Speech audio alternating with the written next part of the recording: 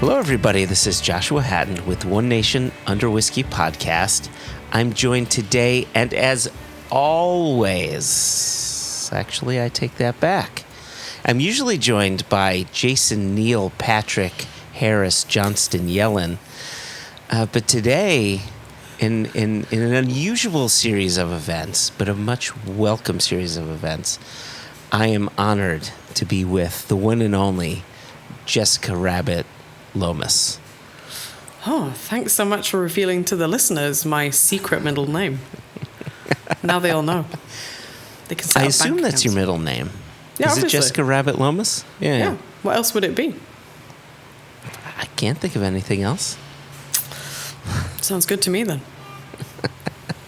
So Jason is currently out in the wilderness. Our listeners may remember from last year when he went out with his whiskey group from the Palouse up in Idaho, Washington, and they went to the Frank Church Bitterroot and spent about a week and a half without any electronics, no Apple Watch, no iPhone, no computer, no nothing, clearing trails, not with chainsaws, not with anything mechanized, but with axes and saws. Like, I feel as if when Jason was asked to the meeting to potentially join this group, and they asked, who will join us? I pictured Jason chiming in saying, "You've got my axe."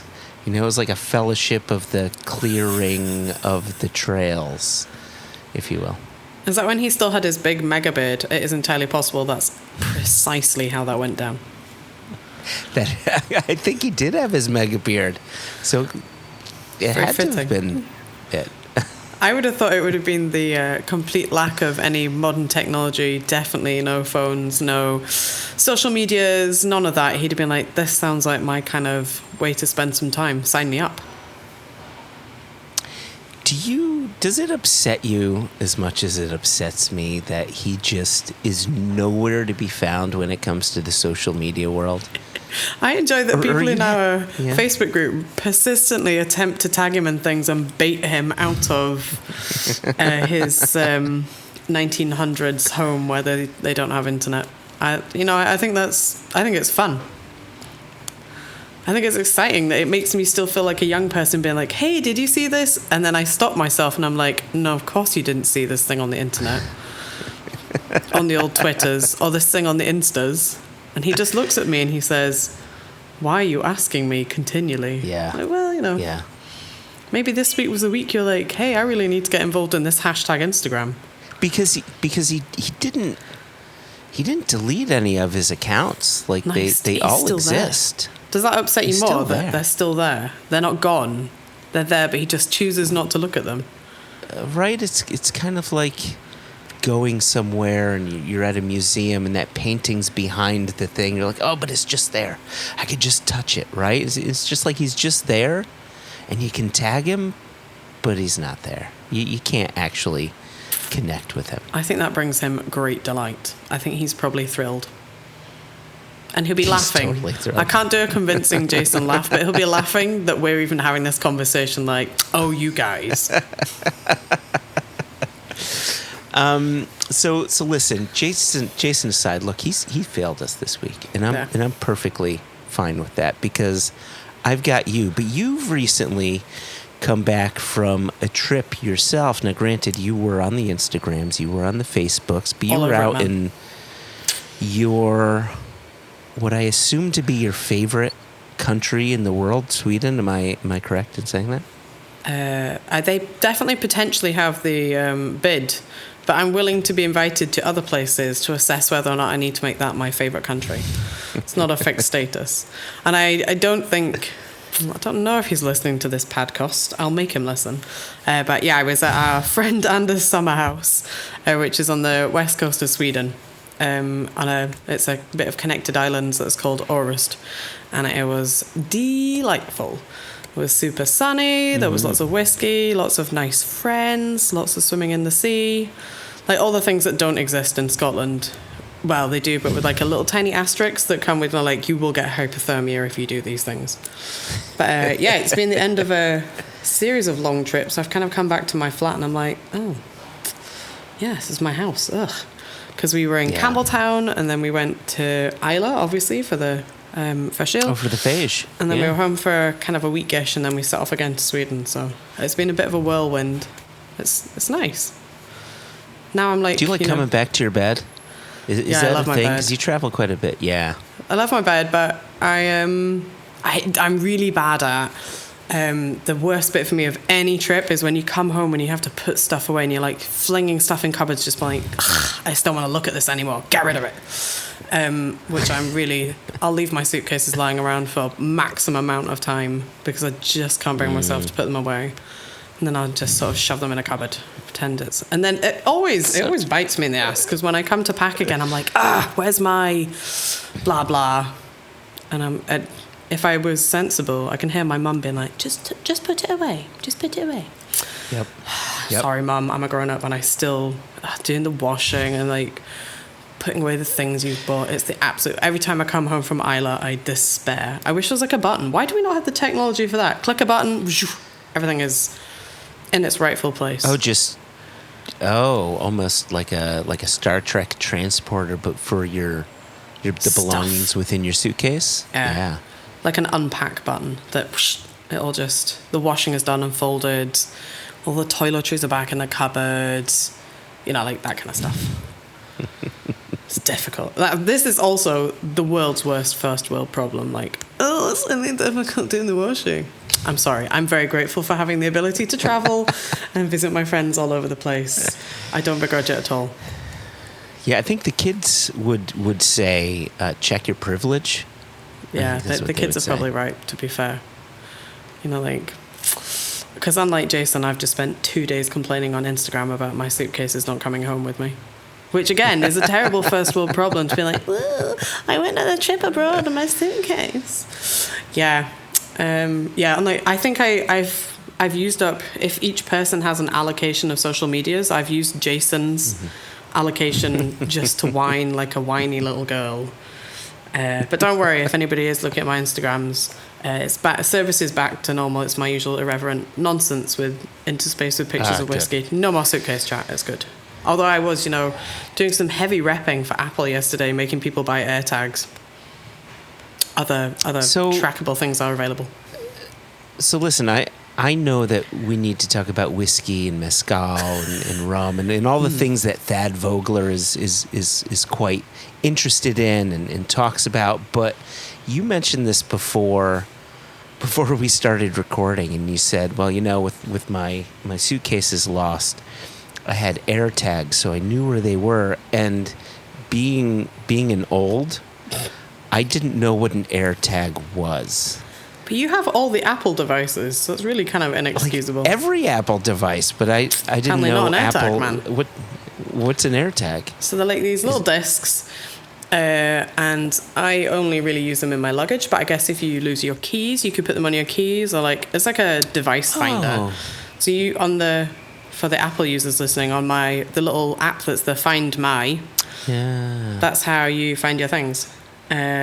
And it doesn't quite track in live time, and it depends on somebody with an Apple device walking past it, which you can imagine in an airport, there's tons of people doing that, so that's how you can see where it is. But it was so helpful because without being able to point at my phone and, be like, it's here, it would have just been a sort of shrug of like, maybe your suitcase is here, maybe it's not. Because unsurprisingly, they're not that keen to let you just start rummaging through your baggage hole of any suitcase that takes your fancy. But is there any part of you that feels that's a bit big brothery? Like you can't be the only one who knows the global positioning of one's bag, one's thing, one's whatever. Look, if someone else wants to take my suitcase full of washing that needs doing, you are kind of weirdly welcome to it. I mean, I'd like some money for that because I think that's the kind of thing you could charge for. But it is, but it's not. I guess, post-COVID, aviation's a bit wonky, and it adds a sort of reassurance. Although not, I mean, it gives you real fear because it doesn't necessarily, like I say, it doesn't necessarily update in real time. So when you're looking at it, if nobody's walked past your bags for a while, so it doesn't like ping. That gives you a slight moment. But I wouldn't travel without them now. So that's my pro traveling tip, which I feel like does relate to today's topic because there's a lot of travel involved. Ooh, in a way you stole my segue, but that's okay. It's a slightly different segue. Take it back. No, right? Like, one of the things that I found interesting about this book, and I'll be honest, I have not completed this book. So, dear listener, please know that I'm so shit at reading books because I don't have the time. By the time I can read the book, I'm in, the day is done and I've opened it up and I'm in bed and books give me sleepy eyes. So I think there may be an audiobook version of this and so I may have to do that to do the completion. But one of the things that what's that? Sorry, I was just being Jason there. Completion. Carry on. Oh, calling HR. I need an audiobook to bring me to completion. Anyway, is this thing on? Anyway, one of the things that I found intriguing about it when Jason first told me about the book, because it was him that brought it to my attention, was this idea that it was this memoir / travel log type book. And it reminded me of Hans Offringa and his Road to Gregeliki book, which was the same. And I really like that. There's something about reading someone else's own personal journey. You kind of feel like you're a fly on the wall and you get to experience it through their eyes and through their taste buds. And so that idea, I really like. I like being a fly on the wall.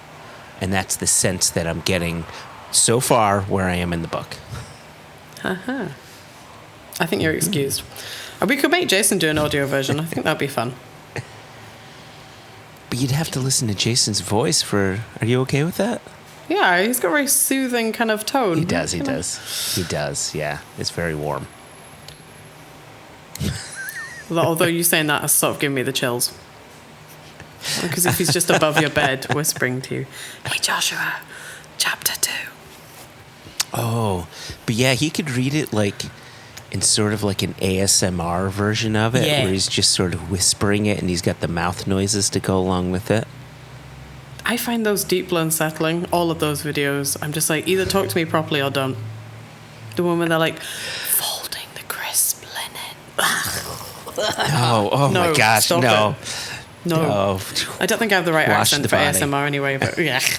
Okay, right. A normal audiobook would be good, Jason, if you're listening. Yeah, there you go. So yeah, so anyway, that was the kind of the idea about it excited me, just having this sort of memoir, this travel log kind of thing. So I know you're much further along in the book than I am. What is your take? What are you digging about it so far? What you've just mentioned, I really like the idea of it being a journey with not just one person, but it's the way he plays off and explains the other guys that he's on the road with. You feel like you're kind of part of a bit of a, like a motley crew of guys. But the book I have two problems with. One, it makes me incredibly thirsty and makes me want to be somewhere in France drinking all these like Armagnacs and cognacs and all these amazing wines. And the other thing is it makes me really hungry, which is odd. Because the cuisine of France, I would not say is necessarily my, I guess something I would naturally reach for. It's quite the things that they're talking about when they talk about eating all these foie gras and like all these roulettes, like very gout-inducing, heavy, rich foods. But there is just something about the way they talk about them. It makes me quite hungry. So that's my two main complaints about the book. Other than that, I'm loving what I'm reading so far. And I actually did text Jason being like, maybe we should do like a road trip around France. We should find an excuse to be... I haven't been to France since I was like 10 years old. And I went to Disneyland. So I don't think that really counts. We went to Disneyland and Paris. So definitely haven't really seen France. But I'd love to kind of go around these vineyards and these spirits producers and just... It's a bit kind of I don't know, Keith Floyd, romantic road tripping. What we need to do is find some way of commissioning that. Make people pay for us to go around these places. You know, that has me thinking of The Trip. Yeah. With, right? It's funny, Haida and I were absolutely addicted to the movies. We never got the TV show here, but you can get it. But we now have these grand plans of basically following Rob Brydon and Steve Coogan's restaurant trip for each movie. Just go to that country, go to each restaurant. You can go online and find all of the restaurants they've gone to. I'm surprised someone hasn't set that up as like a tour. Yeah, you would think that'd be really popular because the TV show's great. And I think what makes that kind of concept so appealing is, one, they're going to really nice places and having just like a great time eating and drinking. But I wonder how much of it you would feel was missing without those two, because I feel like the way they interact, that kind of the way they play off each other, which is sort of staged, sort of not. I wonder if you would feel like you're missing it. But maybe that would mean you and Haida would have to fill in the gaps. Which one of you would be Steve Coogan or Rob Brydon? I would be okay with that. How good is your Welsh accent? So I've tried doing a Welsh accent, and I end up just sounding Jamaican. Oh, okay. So, like, here's a very good example. So, you know, you think of Wales and Welsh, and you think of Penderyn Distillery. So we say Penderyn, but a Welsh person says Penderyn. Right, there's like a sing-songiness to it, and Penderyn man, right? I mean, like, it's just you could just go down and go from Welsh to Jamaican, and you know, and just offend both peoples at the same time. Yeah, I've got my paging HR button here ready to press, and I feel like we've crossed too many lines and interrupted too many people. I guess the way they say that's a bit like the way people on Isla say the distillery names. They make them sound so much better. Like, they don't just say Lagavulin. They don't make it like really straight. It's got that kind of lilt in it, so it becomes Lagavulin. And they don't say Bowmore. It's like Bowmore. They've got like a funny lean in the pronunciation of the descriptions. Yeah, of the distilleries. Okay, well, this is good. I feel like you two could set off doing the trip. I've long had this conversation with Mariella of Arran Distilleries fame, that she and I want to do like a kind of have you ever seen a cookery show called The Two Fat Ladies? Oh yeah, it's like they 90s. cook with so much butter. Yeah. They were amazing. Clarissa Dixon Wright and Jennifer, I can't think of what her surname was, but yeah, those two. I said that Mariella and I could do like a modern Two Fat Ladies around Italy, and she could be driving me on a Vespa, and I'll just be screaming at the back as we like eat our way around Italy. Oh my gosh. And there's got to be panettone in every episode. There would just be, it would be a heavy carbs based TV show, if I'm honest with you. But I could live with that. I think that'd be quite good fun. We could have, we could go and visit her family, 'cause she's from outside Naples. So obviously we would have to check out, see whether or not those pizzas match up with these Connecticut pizzas I keep getting told about. Sorry, Mary, sorry. And yeah, we could just have a jolly old knees up. I feel like it would be a really good TV show. I just need somebody to pay me lots of money for that. You'd have a regular viewer in me. Yeah. Okay. There you go. Subscription level 1. That's thanks for your support. I'm delighted. But yeah, and then we could do a memoir. I've always had this like slightly romantic streak of kind of like travel writing about food and that kind of thing. So yeah, this book totally is up my street. But I need to, obviously, France has been covered. That's done a good job. I need to find another. Yeah. Maybe I'll be the first travel writer of Sweden. I'll write it really quick before you and Jason come and invade the country. So listen, before we go on, because I know we will go on, I wanted to hand this over to Jason and to Thad Vogler to hear about their conversation. Jason traveled all the way over to the left coast, as we like to say, to meet with Thad, and Let's hand it over to them, hear what they have to say. I've got a few things I want to say afterwards, and I'll see you on the other side. Sounds good. Do it.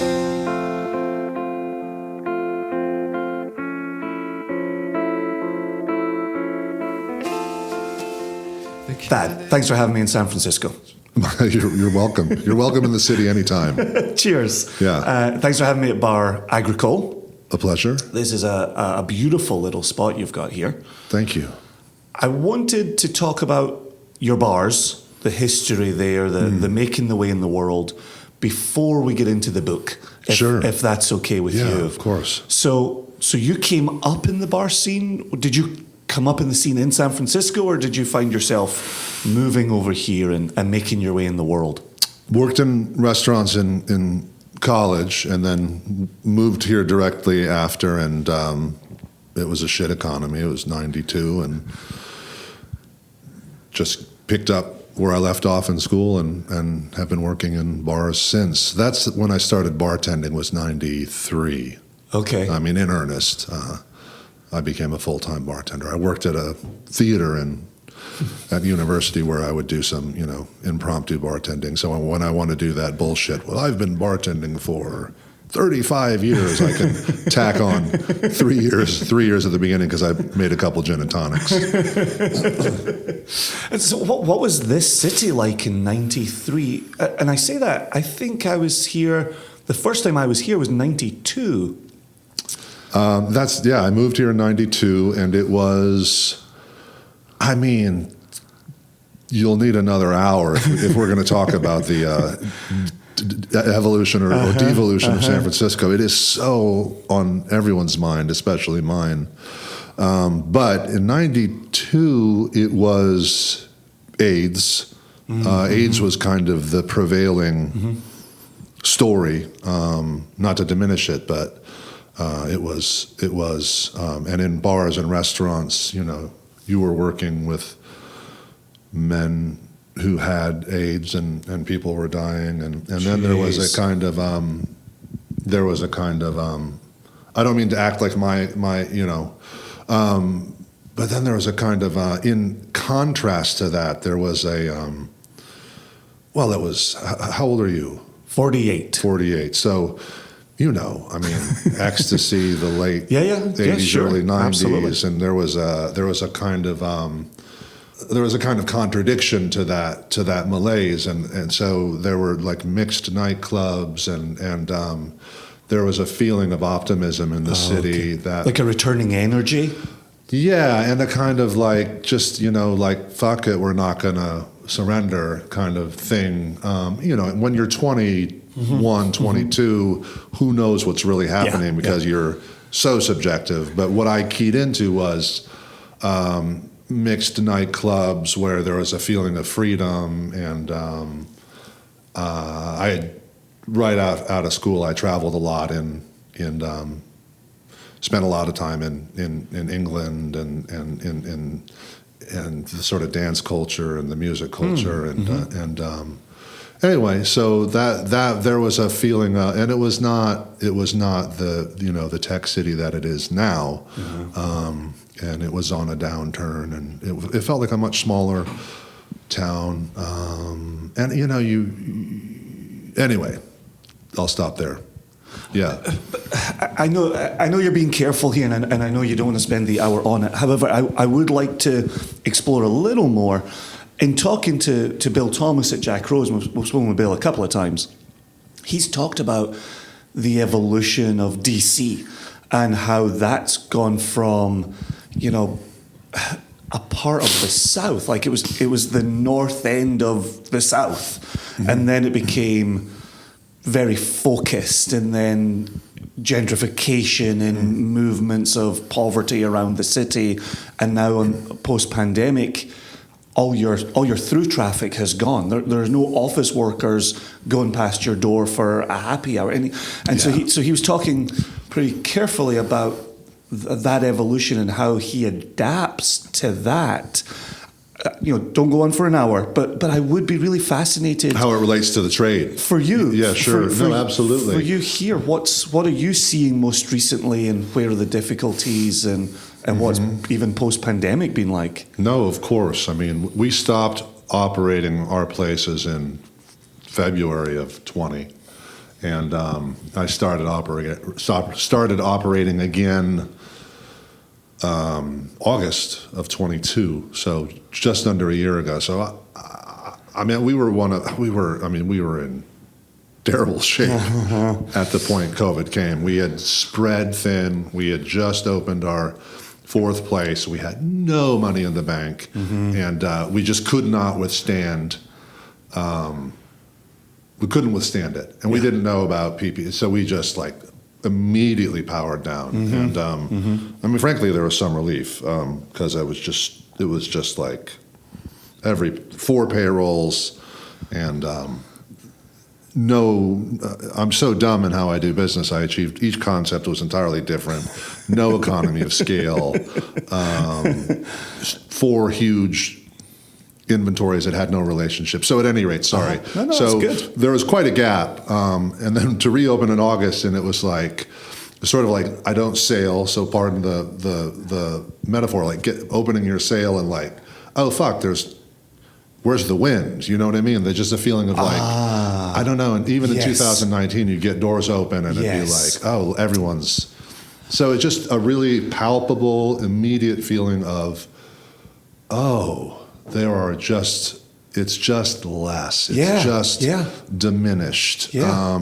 And where we are, you know, a lot of year-end stuff comes out March, April. So we're just seeing like, oh, and you know, we are at 32% capacity downtown of what we were in 2019. Oh, wow.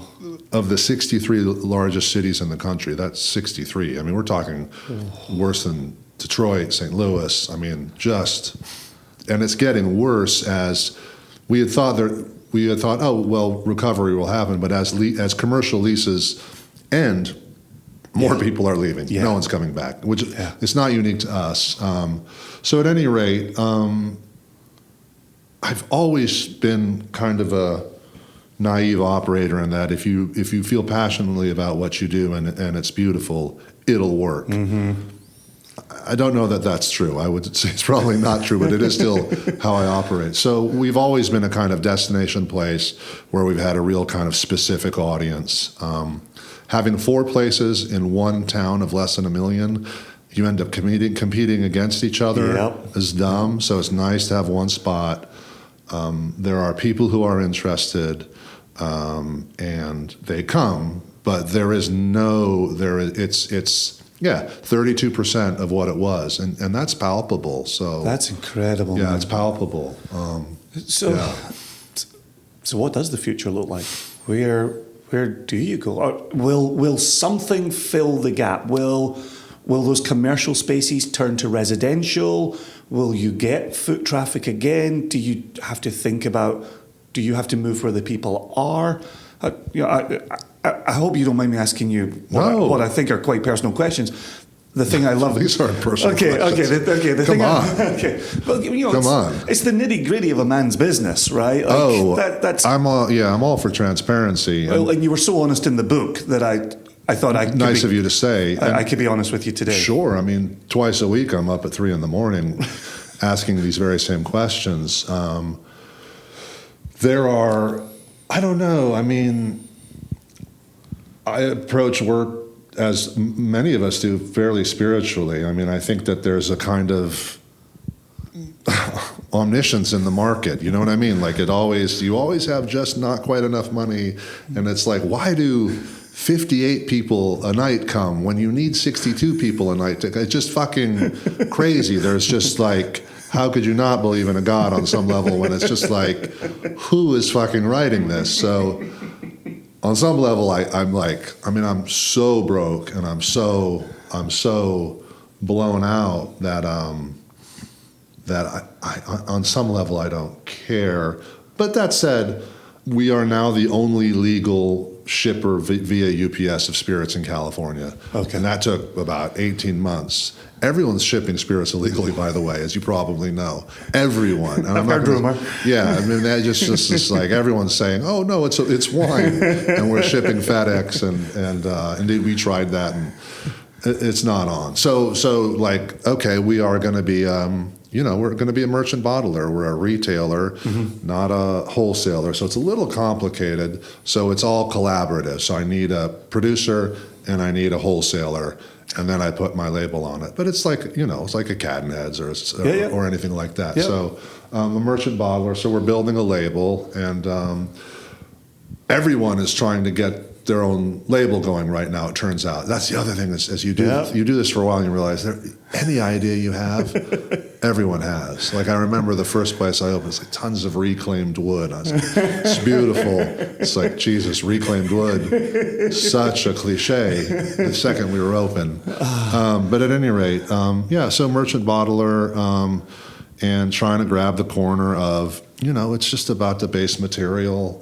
We're sort of getting into the more kind of booze geek stuff. But which we will circle back to. I mean, we have a small, this is an event space. We do a lot of events. Couple times, like Todd Leopold was in last week. Oh, nice. Lance Winters, people like that Nice. that we have long relationships with. Yeah. We do a big brandy party. We do a big agave party. We're doing a Scotch party. Sweet. We'll open like 9 single casks. We'll have a dinner. People are real hungry for that. They're hungry. I think they're much more interested in coming to an event where there's like-minded people. So we'll these sell out handily. So we have this event space, and then we have a sort of 30-seat small reservation space, and we're kind of set up to. It kind of pencils if we're able to sell out that space and do an event or two a week. So when you started opening up these businesses, and you clearly had a vision, how much of that vision remains? And have you revisited that at times? Oh, I would say that this has been beneficial in that it's distilled back to its original, pardon the pun, essence. Like this. Capitalism is weird because, and I know that you've encountered this, that if you have a little success, it demands more of you. That there's this idea, it's growth or failure. Those are the two options. Absolutely. There's no stasis. Isn't that something? It's fucking crazy. Right. And I go to other countries, Japan, especially like, people will just operate with 20 seats for 40 years and retire and be done. You know what I mean? But that's because the culture sustains it. And it's a weird kind of self-imposed socialism there. But San Francisco there are fewer, more capitalist places on earth. So, I mean, we had an idea where we just wanted to do, there's so much shit booze. We just wanted to sell booze that wasn't shit. It was that kind of first cocktail renaissance where, everyone's working with MGD whiskeys, and there's this idea that it's artisanal, because it has like a Civil War era graphic, but it's made basically in an offshore refinery onshore in Indiana. You know what I mean? Like, like there's just like what people are really drinking. Like it has no relationship. So to the base material, to the land. Bar Agricole, right? Agricole rum was very transformative for me. Like, oh, fuck, like if you taste something made from sugarcane, which is a grass, you get a breadth of flavor that you don't get from of course, good Jamaican rums with a certain kind of fermentation, like, wow. But, like a column distilled white rum from Puerto Rico versus, a small pot or a coffee still made from fresh pressed sugar cane with wild fermentation. It's just like, that's a big deal. So we just wanted to go in that direction and wanted to turn people on to that. So that, if anything, it's kind of backslid. Like there is a huge curiosity. Is this too much of a digression? No, not in the slightest. No, please keep going. I'm sure you wouldn't tell me if it was. No. There was 15 years ago, there was this huge, call it a cocktail renaissance, and it was very much about production of drinks and mustaches and braces and, you know what I mean? But drink making, right? But still bitter flavors come back into, there are 4 sweet, sour, bitter, salt, right? That's it. So it's like we were kind of unilaterally just doing sweet and sour. I mean, when I started bartending, I just, I made Cosmopolitans and Lemon Drops for 10 years, but I still liked it. And that was cool because then it's just like, that's when I just like dilution, like this ice is terrible. And this, how can you possibly get this? So it's not, how do you get some concentration of flavor? And at any rate, but getting back to the question at hand, drinks making, right? And then it was, so there's curiosity, but what you're making the drink with quickly got the brands are so adaptive and so smart that like, hey, let's do Negroni week. So then the one bitter flavor becomes Campari, and Campari is like, it's just industrial sweeteners and food coloring and extracts. And so there was a kind of like, again, a feeling of optimism like 15 years ago, and then it quickly all got branded out and everything. And I think the new normal is drinks are better, but there's like maybe people were moving from bourbon to rye, like, oh wow, this is made from a grain, and rye is different than bourbon because there's whatever spice, whatever. Then maybe people move from rye to mezcal, right? Like, oh wow. So there's a kind of awakening to what is this made from, and what's in the glass's relationship to what's made from. That's why Scotch is so fucking amazing, because Scotch in its highest form is untouchable, because you have, like I finally tasted the Springbank local barley, and it's just like, just like, damn, like, it's just so good. At the time that it's going on the secondary for 300 and 400 pounds a bottle, and totally, oh my God, blowing out the water what you would ever want from Springbank local barley. Yeah. Is it really? Yeah, there's some. Well, so there you go. Yeah. Isn't that moving? I find that moving. Like we have a cask of Kilchoman on the wall, and it's the 100% Islay, and I'm a big. So at any rate, like provenance of barley, like that's something, and I don't care. I mean, I truly believe that's something.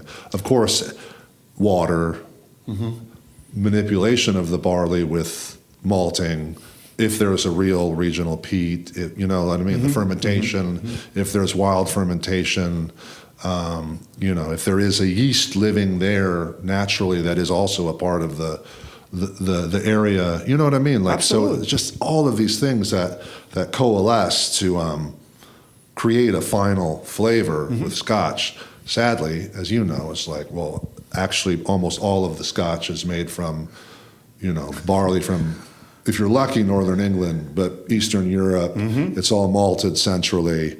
It's, you know what I mean? So it's just, it's like a kind of Mr. Potato Head, like, we'll put a 9 this and a 7 this and a 4 that and a 7 that, and here you go. And like, and then fucking collectors will all, at any rate, you know what I mean? It's just like, but it's good for us. It's good for us. Because that interest in like, well, it's sort of, but it feels kind of like IPAs, like, really, another IPA, right? Another IPA. What other IPAs do you have? Like, it's unbelievable. They're all the fucking same, unbelievable. Man. I mean, it's the same grain, it's the same malting facility, it's the same casks, second fill bourbon, it's the same. You know what I mean? It's like, so. At any rate, like, there is still so much. All of this was to say, there was this explosion of curiosity, largely about recipes, bitter flavors. There was like, ooh, now people are into agave, where you taste, this amazing base ingredient. But still, it's kind of regressing back to the big brands. Like, people still just kind of can't move beyond the big four bourbons. You know what I mean? In their infinite variety, you know what I mean?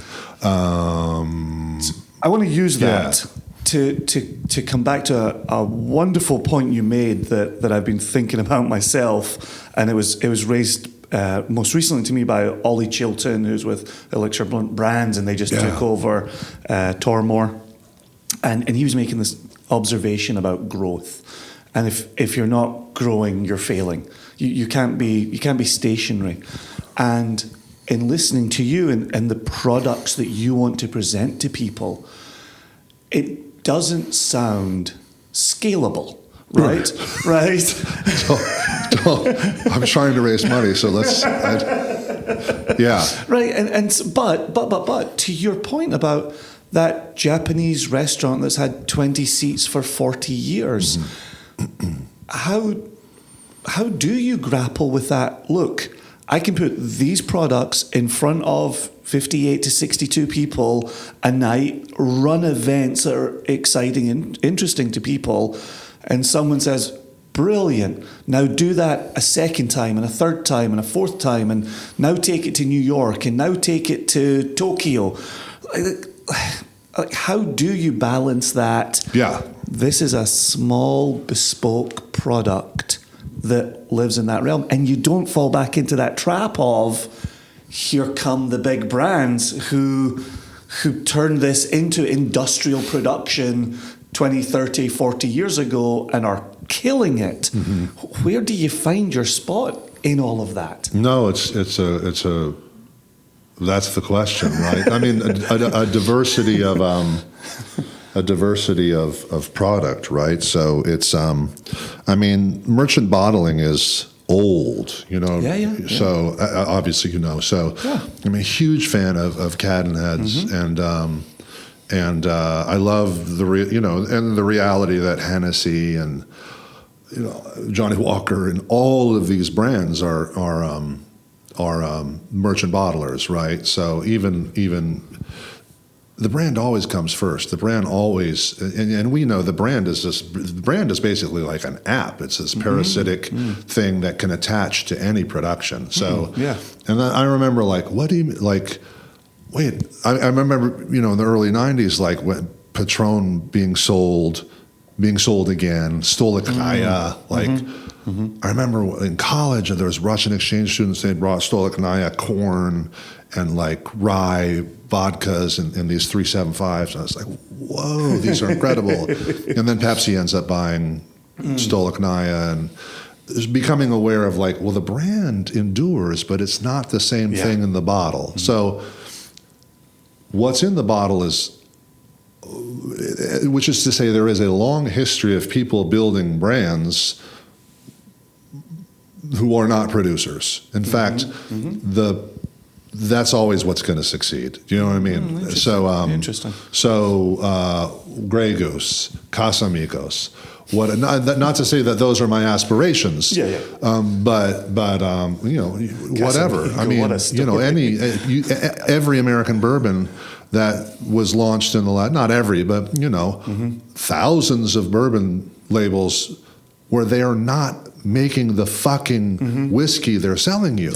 It's so, which is to say there is a schism that the label is not necessarily the label has nothing to do with the producer. So that is as old as spirit. So all of that is to say there's no problem having a label and accumulating more product under the auspices of a label. So that's a very kind of mercenary way of describing it. But and then simultaneously, like if you look at what's happened in coffee, I mean, this is a very parallel move. Like coffee, in the 19th century, the Industrial Revolution, trade routes. Coffee is everywhere. There are these industrial blends of coffee that everyone drinks, right? And then there's an explosion in the 80s of like, what if we make all of these frappuccino on the level of recipe, right? So that's the second wave. There's this, so Starbucks, Peet's, Costa or whatever, all of these, So what you said, I'll have an oat vanilla latte, right? Like, that wasn't a consideration 30 years ago.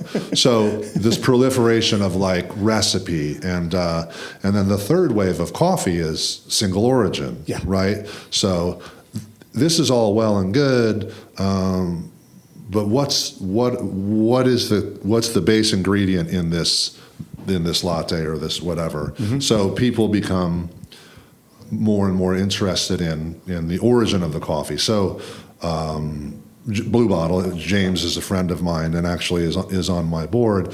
They end up saying, well, they collect however many tiny artisanal producers, and there's a relation there. So there's a front, white label, right? So there's a Blue Bottle label, and then there's a celebration of the origin of the producer Nice. on the back label. Nice. So Yeah. it's not a direct translation, and so Cat and Heads does this, right? So, or whatever, any number of whiskey cask bottlers. So we're not limited to whiskey. So I've got that cask of Armagnac, a cask of that's an old habit. So getting growth along those lines of many small producers with our front label and their back label. So again, it's not a unique concept, but hopefully, if you have certain standards, people will appreciate them and the label will grow. That's the hard part. Well, and just listening to you now, thinking we already live in a 3-tier system in America, Right? And that attachment of label to tell the story is the 4th tier, right? Yeah. Right. And I think the dodge right now is, where can you lose a tier? And so one of our recent episodes, we covered DTC, right? Direct to consumer. Right. And who's fighting that tooth and nail? The distributors, Absolutely. the wholesalers. Absolutely. Right? And as you go down that path of examining, well, what is your role here? Right? What are you doing to get those bottles into those retailers or into those bars? Right? Well, you're walking in, you're going, you need your Johnny. Right. You need your, insert large brand here. I don't want to make a list of large brands. Yeah. I don't need to make enemies. But it's check. Yeah. Oh, and then we've got this little project over here. Right. Boom. Right. That's not valuable, right? No. That's not, and that's a tier. That's a tier that we pay for. Exactly. So, I sorry to cut you off, No, but please, please. case in point, I've just been dying. I visited Daft Mill 10 years ago, and it's just finally, you know what I mean? So I can get some Daft Mill, and but then I'm going to sit down with that sales rep a week from Friday and taste through their whole line. I mean, that's the courtesy, right? So if I'm going to open an account and take a certain, so I mean, I still do that, and I have a morbid curiosity about the marketplace always, you know what I mean? As it passes me by, what is it that people are interested in that I'm not offering, you know what I mean? But no, you're absolutely right that. Well, and that's and so you say well, how are you going to do it selling? What's fucking Diageo? I mean, it's well, we've got our tequila, we've got our bourbon, we've got our, and then now Diageo with a Dickel, and they take the three chamber rye and they start to blend it. I mean that moment is like wow, you know what I mean? It's like when the Velociraptor opens the door in Jurassic Park. Really? It's okay, they always get it. Oh, exactly. They always get it. Exactly. They always get it. So exactly. I mean, if I can grab a street corner where it's look, single origin booze is an agricultural product, like wine, like food. If you're interested in that, if you like to go to Kyoto or Copenhagen, or you know what I mean? Absolutely. You like salvage denim, you like to drink fermented teas, you know what I mean? Then this is the booze for you. Yeah. You look around. Yeah. I mean, it's earth tones and blonde wood, and you know what I mean? It's it's a very specific demographic. So that's what I'm interested in. You know what I mean? This is a Danish sweater, this is Japanese jeans. This is a Scottish hat. Hey, welcome. There you go.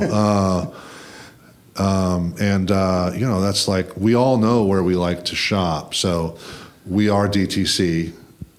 We have the ability as of last week to start shipping legally. So hopefully we can grab a niche, and then someone will see, and then you'll get an injection of capital. Brilliant. Maybe even be acquired, if I were going to be perfectly honest. Because that seems to be, So, Blue Bottle Coffee, he's a classical musician. He starts roasting coffee in a countertop roaster. 15 years later, he sells to Nestle for $750 million. Whoa. Right. So that's not to say that's my goal. James has his own apprehensions about that. Whatever, like, it's, again. But there is something there. Do you know what I mean? There is an appetite for that move from bourbon to rye to mezcal, now to Destilado de Agave. Like, okay, well, now that George Clooney has a mezcal label in addition to a tequila label, like, well, how do we get away from this? Like, well, fuck certification altogether, declassified, right. I mean, in Scotland, it's crazy, you know, it's crazy. I want to talk more. I want to learn more about Scotland from you. Well, yeah, I'll do my best. I want to use your wardrobe to get into your book. Sure. Because when you present in your book, you're in France and Cuba and Northern Ireland and Scotland and it's an incomplete Joshua Hatton list that I'm just making here, but my point better is than most. Right. Most people read half of France. Oh, really? Yeah. Oh. So you could always tell how far people have read. Well, who reads books anymore? I absolutely loved it, and I've recommended it on the podcast previously. Thank you. And encouraged people to run out and buy it. And some of our listeners did and wrote in and said how much they enjoyed it. So, my wife bought it as a present. I thought, a restaurateur went around the world and then wrote about it. Like, thanks, baby. Yeah. And then she, you ever read that book? Okay. And then I cracked it.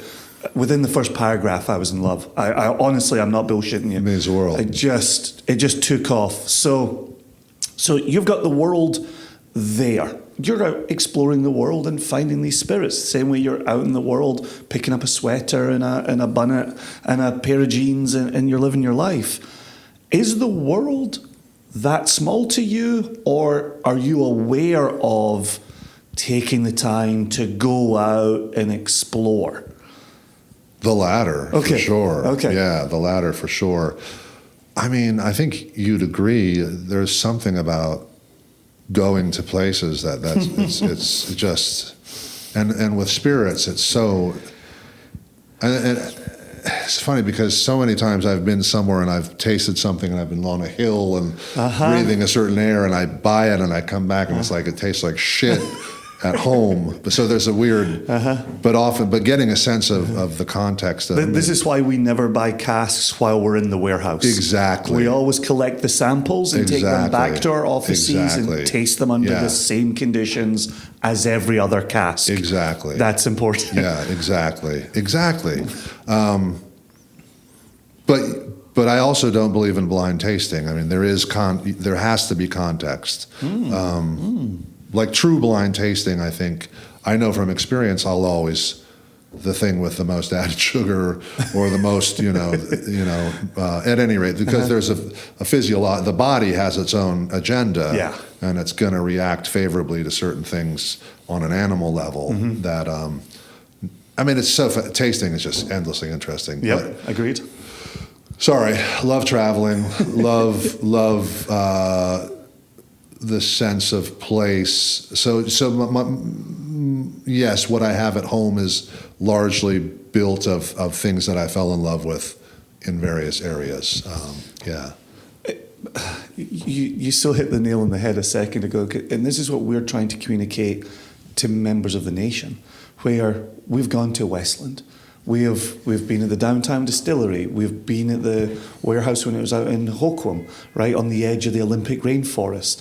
We have just recently been up in Skagit Valley and visited the maltings and the WSU Bread Lab, which Dan Barber writes about in his book, right, The Third Plate, which is phenomenal. Yeah. That's a good book. Brilliant book as well, yeah. right?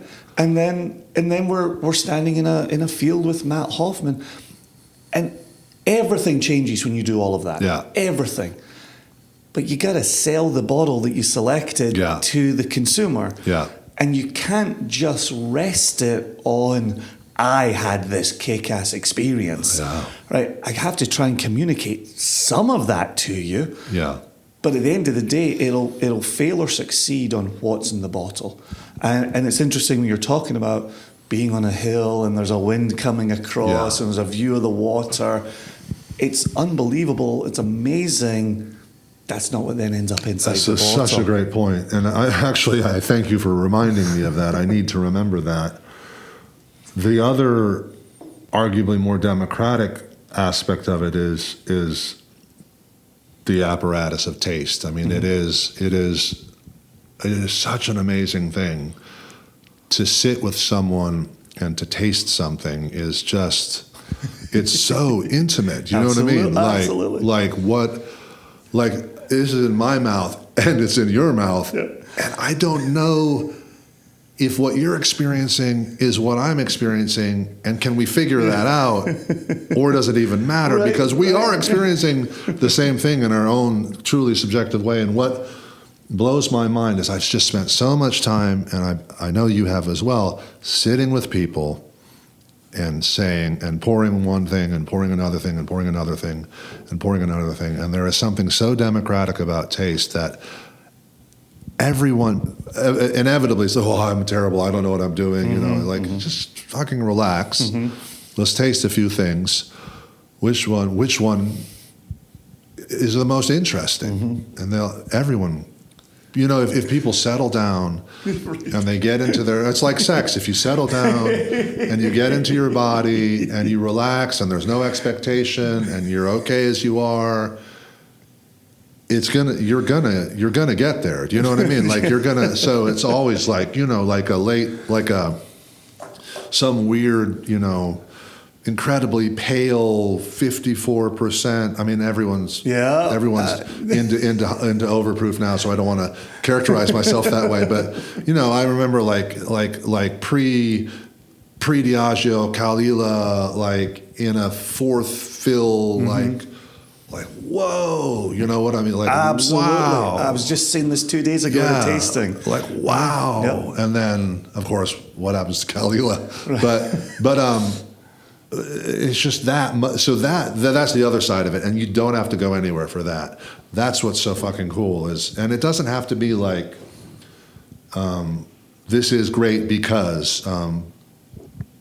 So, in a way, the book, the consumption, the travel, it's a travelogue. It's a different thing. By the way, did you ever read the Ian Banks whiskey book? Disappointing. Yeah. So it was on my first read. This is Raw Spirit you're talking about. Yeah. So I grew up reading Ian Banks. Me too. Loved him. Wasp Factory remains. Oh my God, incredible. Wasp Factory, great. Yeah, actually, that should be revisited now, shouldn't it? Wow. Right. Yeah. So I want my kid to be reading that. But yeah. So when I first got Raw Spirit, I was super excited. Me too. Here comes Ian Banks, Yeah. right? I never even finished it. No. I just kind of faded out. I revisited that maybe 5 years ago. It was much better. I much wonder, better because that also oh God, what's his name? One of my favorite English comedians, Alan Partridge. Steve Coogan? Yeah. Okay. Did you see this? The Steve Coogan. Oh, the Trip. Yeah. And then the sequel and I was like, yeah, the stuff about food is shit, but the stuff about middle age is amazing. And I got to go back to that Ian Banks book. Yes. Because he's at a certain stage of his career. Yes. I believe he has kids, and you know what I mean. Like, well, now what? And I think he's just getting a big check for that book, probably. Well, but he died like how long ago has Ian Banks died from cancer? Like 10 years now, 15 years. Is that right? And his partner married him like on his deathbed. I honestly didn't know. Yeah, I don't know if they did have kids. But the trouble for me with that book is it starts out just talking about these drives through the countryside. And that's fucking Scotland, though. Right? Yeah. Right. And then... Can I tell you about Scotland? Please. Is it winding roads and sheep in the middle of those roads? And so he's doing the car thing, and it started out to me too much like Top Gear. And I'm not a Top Gear fan, right? And I was kind of like, But revisiting it, and he gets into friendships. And he gets into, again, people, right? Yeah. Take the cars out and put people in. And he talks about, busting his mate's balls, over a whiskey. Yeah. I definitely revisit it. I think it's worth your time. I'm excited to hear that. By the way, Scottish writers in my early you ask about, the early 90s, like, Yeah, right. Ian Banks, Irvin Welsh. Right. I just like, wow. Yeah, when Trainspotting came out, it was revolutionary. Yeah. Do you make a reference to Begbie in your book? I'm asking you like the don't know, tiniest detail here. But Begbie, for me, that living in Ireland, I was living in Northern Ireland when and reading, reading Trainspotting, then Acid House, and then the other stuff, and then but at any rate, that's a character, that's a type of person yes. you don't quite have over here. The kind of like the sort of the hard man, you know what I mean? And it's just like terrifying. That category of person is just fucking terrifying. Absolutely. So I don't think I mentioned him, but really instructive. So when I'm working as a bouncer and I'm like the concept of people getting, I talk about someone getting jarred. Yeah, in the book. So that's probably why you think of Begbie. Yeah. Yeah. There's four names that you mention, and I think one's Irving Welsh, and then Francis Begbie comes along at the end of the sentence. Because I remember thinking like there's and I think Sir Walter Scott you mentioned. For sure. Yeah. And then Ivanhoe. So those are the four names in the one sentence. But just when I got to the end of that sentence and there's Francis Begbie, I'm like, whoa. That's right. Now I remember. What's the Begbie reference here? But obviously you've got, Begbie when he just tosses the glass over his shoulder and just hits the woman. And I thought they did a good job in the film, kind of showing that in the sound of that landing. Yeah, and the joy as he knows he's about to, just go downstairs and maybe get stabbed. And encountering, as I'm tall, so that type often is looking for, absolutely, they're looking for a trophy, they're looking for, so many times being in a pub and having someone just kind of like bump into me. Absolutely. And I just had this conversation in the Idaho woods. We were morel hunting. I thought of you as I was morel hunting, thinking Thad would really dig this as well. And so we're out there and we're not finding anything. But one of the guys is 6'6", maybe. And we got into that conversation of who goes looking for you in a bar. My brother's 6'6". You're tall as well. Yeah. I'm only 6'2". And next to you, I was on my tiptoes. You're 6'8". Yeah. And so there's always a head there, right? And it's how do you diffuse that situation? Not how do you ramp it up? And it's just And over there, it's just particularly if you're in kind of remote areas. And anyway, it's not. It's just an interesting. So he's very kind of allegorical in that sense. Begbie, like being we've all. Well, you haven't, but to be the naive American and to be in certain settings and like, hey, can't we all get how's it going? Like, hey, man, like, right. And there's a kind of cynicism and darkness, and there's just. That's what's so fucking crazy, especially in Scotland and Northern. Not to unite, but that's also in the book, right? Subtext. When the American tourist walks in with a big orange puffer jacket and the camera hanging from his neck, and he walks into the bar in Leith, and he's exactly. Hey boys, can I use the bathroom? Right. That's literally a scene out of Trainspotting. Right, and they all just look at each other. Right. And he goes in, and then they follow him in, and that's that moment of having your head turning. Right. Be aware of where you are. Be aware of where you're walking. Had it this morning, right? I was saying to my Uber driver, like, I mapped this. I was going to just walk down here for my accommodation. And then we're driving through the heart of the Tenderloin. And I'm like 6'2" white Scotsman, right, shining white, with a suitcase rolly, recording equipment, my laptop. I'm like, how's your junamai, right? I'll just walk through San Francisco and go visit Thad. Like, I would have shit a brick if I turned a corner into that. That was you were here in 19. Wasn't that the beauty of this town? Is it's small and walkable, and you'll get some exercise on the hills. Right. I walked home last night. I was down in Financial District, walked up into Chinatown. It felt like walking through Glasgow, right? Just tight hills. I'm going up. My thighs are screaming. My quads are screaming. I'm a wee bit drunk. And I'm just taking wrong turns. And last night I was like, this is Pretty awesome. I'm really digging this. This morning would have brought me back to reality. It's just a bummer. It's a bummer. So before we completely derail, and I do apologize for my own contribution, a question that I absolutely wanted to ask you when I was reading your book and then revisiting it for this interview. You are so incredibly honest in this book, and you talk in the book about, potential for adoption and what you and your wife were going through in trying to start a family. You go through the sleepless nights, which check is going to bounce while I'm off doing this. How did you make that decision? Or maybe you didn't, right? Maybe it's just in you. How did you come to be that honest and that transparent in the book? Well, I found the act of writing super cathartic. The stress was, like I said, I was diabetic. I weighed 50 pounds more than I do now. I was just carrying a lot of stress. And like a lot of us, I think I had always thought.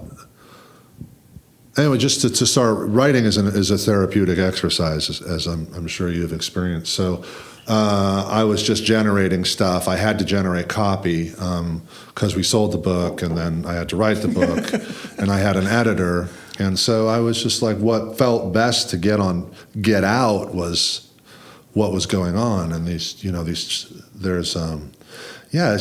so much of my life for 10 years were these amazing transformative trips that were escape, and then the reality of the material reality of making the business work. And you're generous and astute to keep asking, well, how do you make it work? It's like, how do you turn this beautiful stuff into a living? But shorter answer is, I just wrote some of that stuff, and the editor said more, and so there was a real. And I think that I sort of deceived myself that what I write is not necessarily what will go in the book, and so I kind of let myself just write. You know what I mean, in that sense, and so that's how. And the stuff about adoption still feels like, basically like I'm mad at my mommy, and it just feels like it's very embarrassing. You know what I mean? Like which I'm told is probably a sign that there's, it's worth it. Like, what does that have to do? Having a shit day and being angry at your mom because of some aspect of the adoption process because you can't conceive. And anyway, it's just, but it's those. I believe that when you taste something beautiful or you're in a beautiful place, there are no transformative high points of life without the fucking squalid mediocrity of life. You know what I mean? There's not one without the other, and that's the beauty of the human condition. I don't want to say that this was like, I'm going to set out to capture this, or even to be so arrogant to say that I have. Sure. But it's just like the transformative, beautiful moments, and the both are. We're here to enjoy both. You know what I mean? So, yeah. But you have a moment in here where, you've been snippy to your stepfather. Oh yeah, Lester. Yeah, incredible. Yeah, I guarantee you he'll listen to this. Right. Yeah. Right. And then you've got that moment where you're basically describing your inner monologue to the reader, and saying like, why did I love this man dearly? He laughed in a way, and I snapped. Like, what the fuck is wrong with me? Yeah. Like, but you're sharing that with the reader. Yeah. And that's the inner monologue stuff that you didn't have to. Yeah. But was that a way for you to kind of explore yourself again? Of course. And say like, why? Yeah. Why did I do? Because of course. You seem like a lovely man, and we're having a lovely time. And I already sent you a heart emoji today. Yes. So we got off to a great start before meeting. Made my day. But do you vacillate between that? For sure. Here's the guy who's always on and raising money and talking to the board, and here's the guy who's able to kick the desk today. Or were you ever a wall puncher growing up? Did punch wall a couple times. Yeah.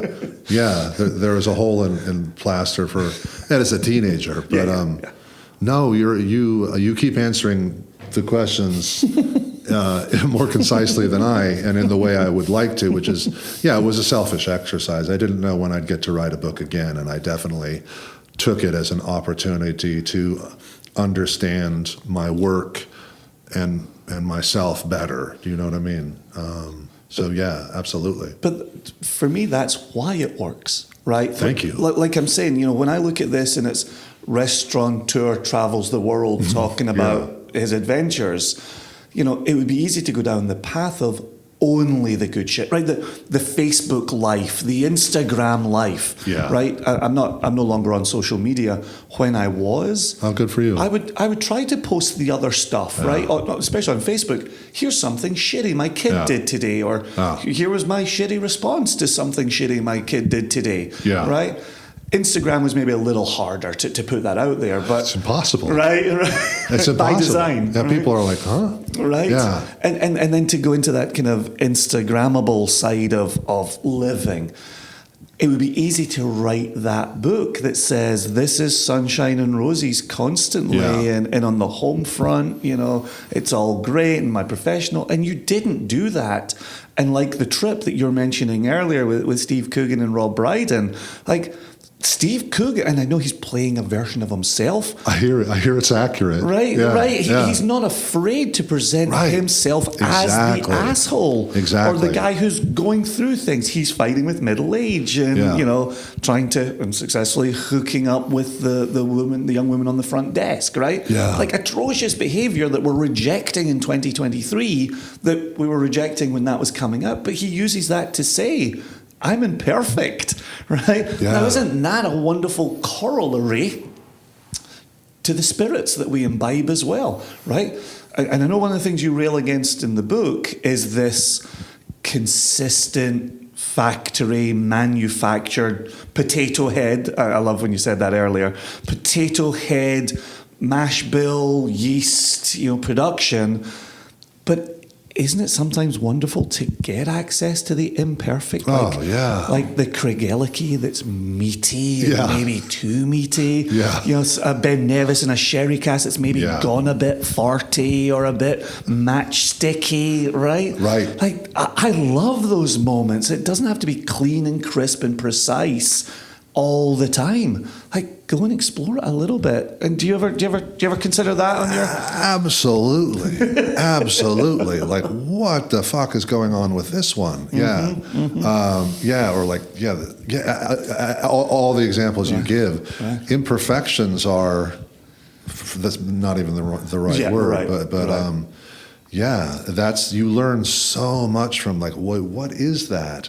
And if you can taste with someone that can explain to you the aspect of production, and so much of it is in, if you're tasting through scores of casks, it's like, especially in Scotland when you've got like all your first, second, third fill, different woods and different sizes, and it's like, it's just like, oh man, it's endless. Yeah, no, absolutely. And what's so interesting is like, we saw in natural wine, everyone got interested in that exact thing. I have so many friends in the wine trade who hate natural wine because they're just, why are it, there are all of these perfect wines with great typicity that, and now all anyone wants to drink is like, volatile acidity and accidental carbonation, and you know what I mean? Like, and that's why, because it's like, it brings you into how was it made and why was it made and where was it made? And it's like, oh, so those, what we might call flaws, they're so instructive, and they pull you into the whole, history of the wine from when it was in the earth to when it was in your glass. So I think tasting through the evolution of the product, mistakes or unusual aspects are really what can be so instructive. So absolutely, you say it perfectly. But I'm sort of waiting for people in spirits to have the same, like, don't you want to taste? And I think, don't you want to taste something unusual? You know what I mean? Like, but not quite yet. And a big part of it is that sort of the illusion of cask bottlings that's happening with now every bourbon producer has their own single cask program, and it's just sort of like that IPA-ification of it. You know what I mean? So it's hard to find people like. Is it smooth? Yeah. No. You know what I mean? You're right. It's spiky. It's wonderful. Give it a try. Go and explore some other aspect of that. I keep waiting for that curiosity to proliferate as it has in wine, or even sours. There's a moment in beer. Fermentation, that was very, very fashionable.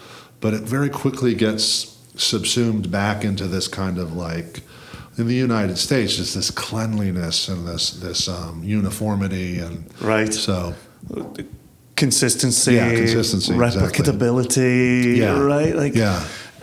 You bring Mark Watt into the book, and Mark Watt is a very, very dear friend. Oh, I was hoping you knew him. I was very dear. You say the most wonderful thing about him. You say, "I've met him before. We're about to meet him again. All the jokes are going to be the same. And I don't care. That's part of the charm." Mark is a regular listener of the podcast. Oh, well, hello, Mark. You're one of the greatest people I've ever met in this business. Yeah. He's masterful, absolutely masterful. He's a wonderful fellow. But I just thought you captured him so well. And I think when I was reading this, I was only just back from Campbelltown, or I was just about to go to Campbelltown.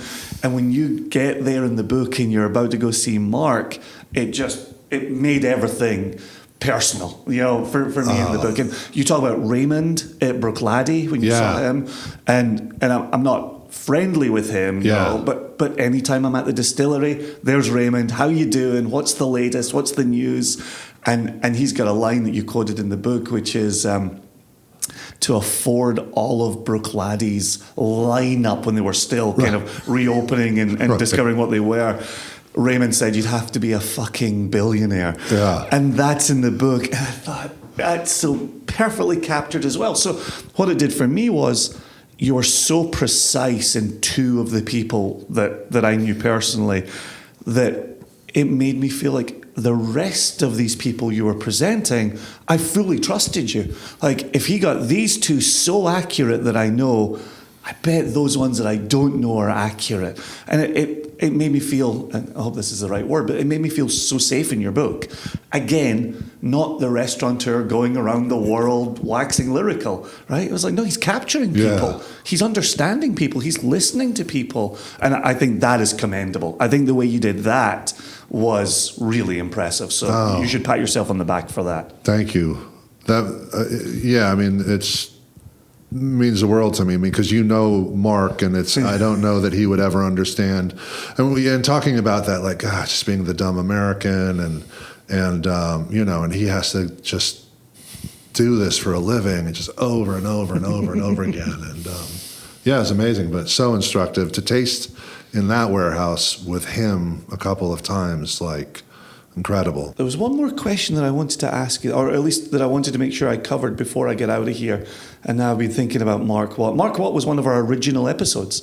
We're in our 7th season of this podcast, and he was like episode 2 or 3. I always forget the exact number. While he was still with Cadenheads.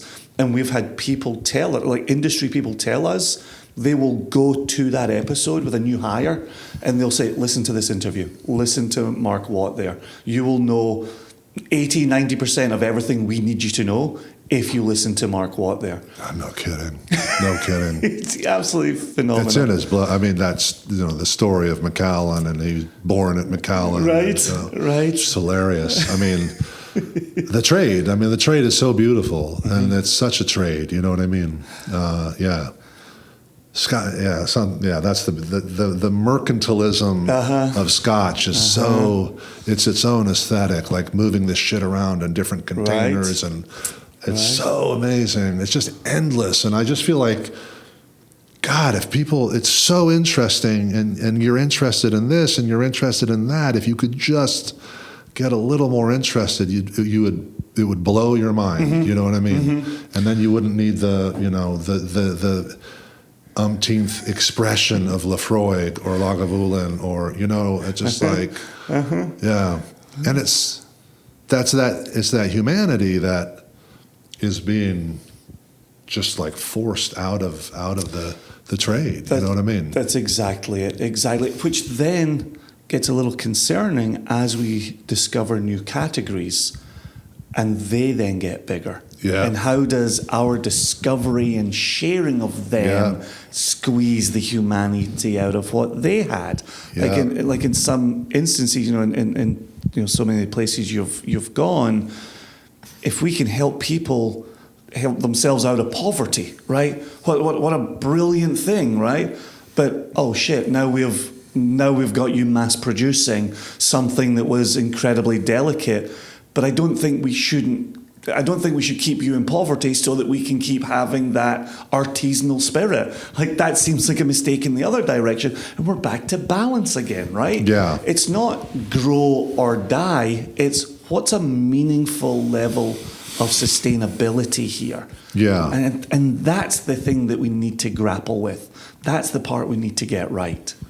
No, it's true. It's such an interesting question. It wasn't a question; it was a statement, but it was yet another astute statement. But I think of like two places. I think of Oaxaca, and I think of France. And France, there is this, like cognac, like in so many ways it's my least favorite and my most favorite spirit. But you have the four big houses, basically everyone just grows and sells to them.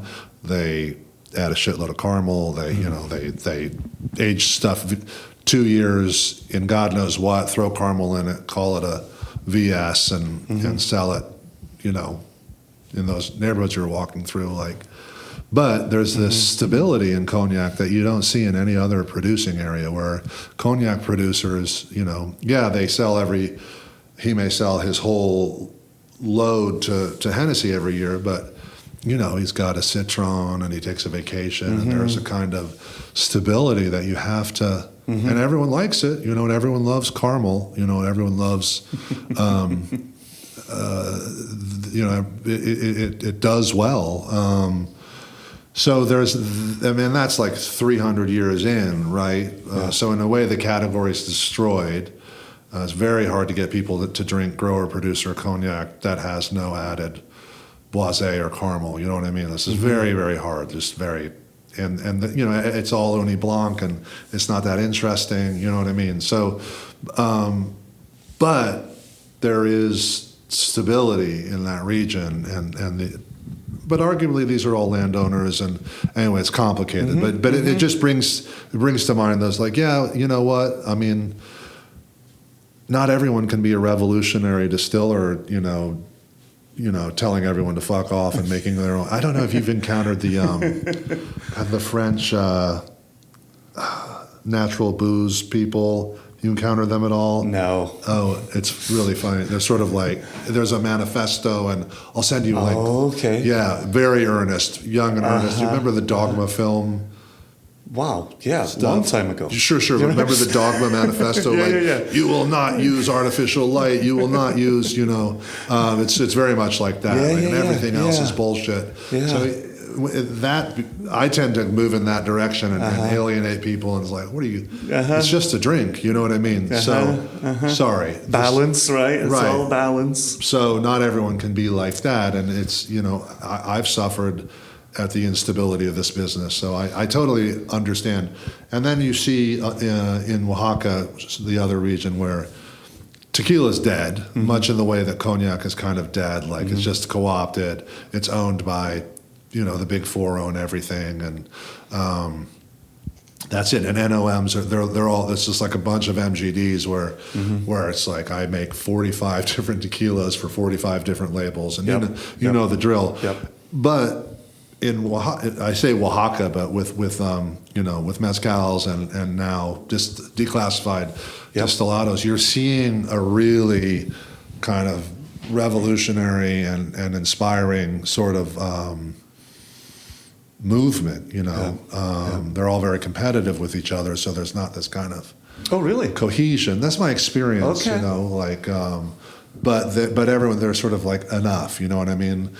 I'm tired of watching George Clooney make a mezcal, and as long as it's certified as a mezcal, no one cares because it's going to be marketed, and you know what I mean. Yeah. So that was starting. So tequila that had been blown out, like Paul Mitchell likes this, so he's going to buy it and sell it. It doesn't matter. So we switch who makes it over and over and over again. We can buy, like with bourbon. So at any rate, but we're seeing producers saying like, "Fuck that. This is my production. I don't even need the certification." It's super cool. Yeah. Super cool. But then what do you do with that wild sourced agave that yields, a run of 60 bottles that you're then coming out and telling that story, and we're back to that scalability again, but it's not even to the point of how do you sell this consistently, but how do you make it worth your while bringing that into the 3-tier / 4-tier system, putting that out for, $250 a bottle to make sure everyone gets a fair cut, fair representation. Right. That's why I love that. Like, I love it when the New York Times has an article about, we tasted 20 mezcals, all between $30 and $60 a bottle. Like, fuck you, you're destroying. You think you're being unpretentious, you know what I mean? Right, you think, right. Yeah, you think you're being like man of the earth, but you're being a fucking asshole. Like, you're totally devaluing the whole industry and championing the people that are fucking destroying it. It's sort of like, I just always remember, like, give me Pabst Blue Ribbon. Like, oh, we don't have Pabst Blue. Oh, pretentious asshole. Like, what are you saying? Like, if anyway, it's just that kind of how they succeed in marketing. Like, well, anything expensive is bullshit. Anything expensive is pretentious. Anything expensive is that self-righteous rejection of anything. Yeah, you know what I mean. Like, so if you if you buy a $250 bottle of something, it'll last you 15 fucking years. You can have a half ounce by the fire, and it'll transform a whole evening. Yeah. You know what I mean? Lift your spirit, right? Right. And you'll buy 45 cases of Bud Light, and you know what I mean? Like, yeah, you'll get more units of alcohol. Right. But what's a unit of alcohol? And anyway, who the hell knows? Yeah, you get what I'm saying. I'm not on board with that one. But I think that if you've... sorry, go ahead. No, please finish. To answer your question, there's a stewardship of the single wild agave. Yeah, I mean, that stuff really should cost at least $500 a bottle. Right. And it basically doesn't exist anymore. But they are the stewardship of the agriculture of agave is something that, we grow only from seed, and we grow only varieties that are of this region, and we ferment a certain way. And there is a kind of, hey, these are all productions. These are all man-made, human-made things. Mm-hmm. So the ways in which they're like, it's going to grow, it's already outgrown that kind of agrarian mythology, right? But it doesn't mean it has to become like Scotch or cognac, right? Yes. So this is of the region. We are taking seeds from you know what I mean? Mm-hmm. Like, absolutely. And absolutely. Because that's the heartbreaking thing about Scotch is there's no. And Scotch trades on it so beautifully. I mean, I love the map of Scotland and the Highlands and the Lowlands and the space item. Like, okay, it's all the same, and they're turning dials to create the illusion of it. But even though there will be often a different still and a different water source, but the same malt, the same, you know what I mean? Yeah. Even those two aspects of place will make a real difference. But sorry, the region, I just can't, I mean, I wonder what it was like 200 years ago, Scotch, you know what I mean? Where you go into a pub in the middle of, on Orkney, and you taste the thing, Probably pretty rough and ready, and probably burned all the way down. And was that real stuff that people think, I was commenting on this the other night about people making the whiskey face, in a movie or a TV show. And I'm like, it's 40% alcohol, it's 60% water, like... Grow up, there's nothing attached to that. But I think that old stuff would have had you doing the whiskey face. That's a very good point. That makes me think about the whiskey face a different way. Right. Not only is it 40% alcohol, but it's distilled to 84%. Like it's right. The proof, right? And so, but you actually just gave me the perfect in there, and I'm a couple of points, and I remembered the one that I forgot when I started talking about Mark, which is classic when you start thinking about Mark. Have you had a chance to read Dave Broom's new book, A Sense of Place? That has, it's kind of like a photojournalistic piece. I haven't. I will say that his rum book was super transformative for me long ago, and the Japanese whiskey book is super cool. Like he's one of my favorite writers, I haven't, so I'm excited to make time for it because he's. And we've been talking about a little bit, and I do not want to belabor the point here because I think we've suggested it as we've gone along, and I'm going to leave the listener to feel suitably informed there. But terroir is making its way into whiskey conversations, and we're starting to ask people along the way, like, what do you think? Like, put your stall out. Where are you on that? And I think that's the part I think we've covered well today. But there's a way Dave Broom talks about a sense of place, that talks about people, that talks about artisans, that talks about a production technique that, while is replicable, I don't even know if I'm saying that right. I've now said it twice and I'm nervous each time. Can it be replicated, right? He goes to Ardnamurchan, right? Yeah, okay, what are you doing here? How are you doing it? I haven't been there yet. Right? Yeah. Well worth your time. Well worth it. I can't tell, like you read it, is this bullshit or is this awesome? No, I think it's the real deal. I think they're doing a lot of things right. Yeah. But then they've got the sea right there and a bay and the coast and your Lefroigs and your Lagavulins, some of your Highland Parks, not all, that are being matured outside Glasgow, right? And we're saying like, oh, you can taste the sea. Maritime. Yeah, it crossed it in a tanker and went to Glasgow and got filled into casks and hasn't really seen the sea in its life. Yeah. But there is something there is a salinity going on, the distillate that I still love. Diageo malting is right on the coast. Right there. And so, but, and things are changing there as well. How the contracts are being fulfilled. But interesting. Right? But to the point, there is a sense of place, right? You can see the sense of place. You can meet the people who are producing it and rolling the casks, and Ardnamurchan are storing right there. And I think you and I, again, reading the book and talking to you today, I think you and I are continually vacillating between how do we find that small producer doing something really well, and how far up the ladder are we willing to go on economies of scale? I'm still buying my Lefroigs, I'm still buying my Lagavulins, I'm still very much a part of that end. But you talk about Avenderg in the book, right? And there's a teeny tiny. I have not. Oh. I have not been there. Yeah. I have been with Francis at Daffmill. Yeah.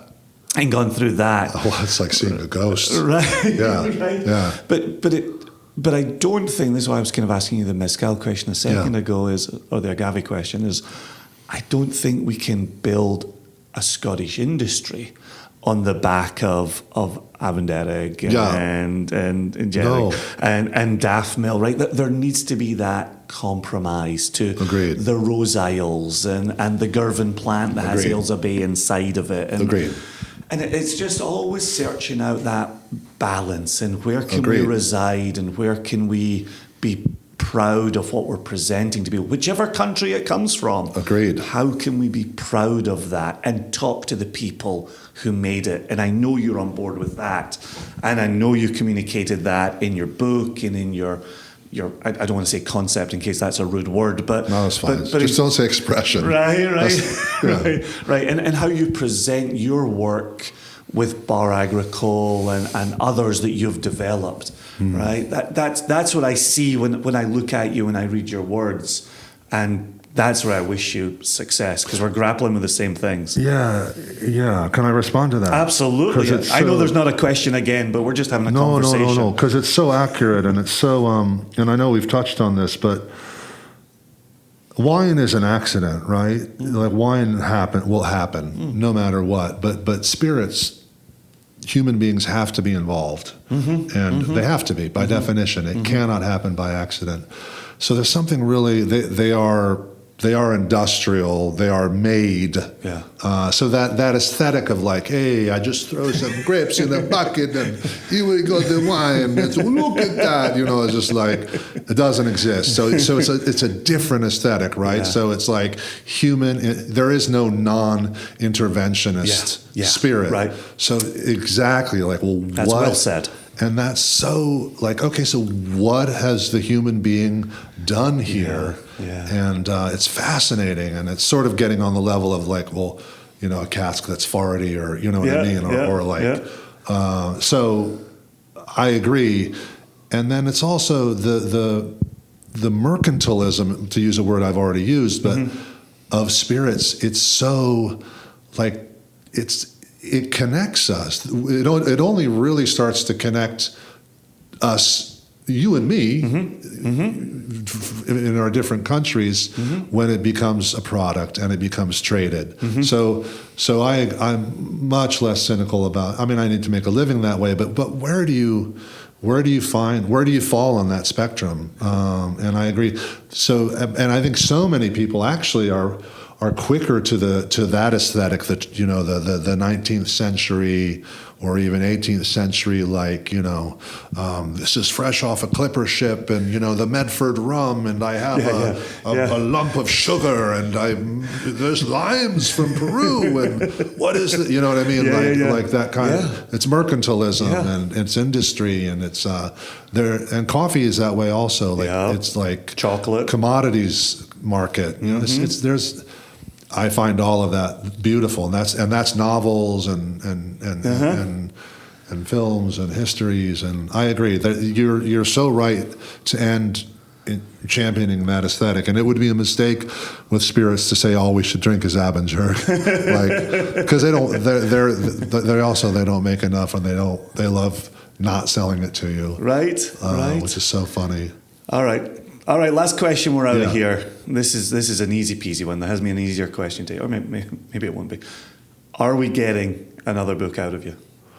Oh, I would like to, 100%. I think it's the thing I would most like to do. Yeah, trying to get the work to a stability to pitch another book. Honestly, So, for sure. And I think I'd like to.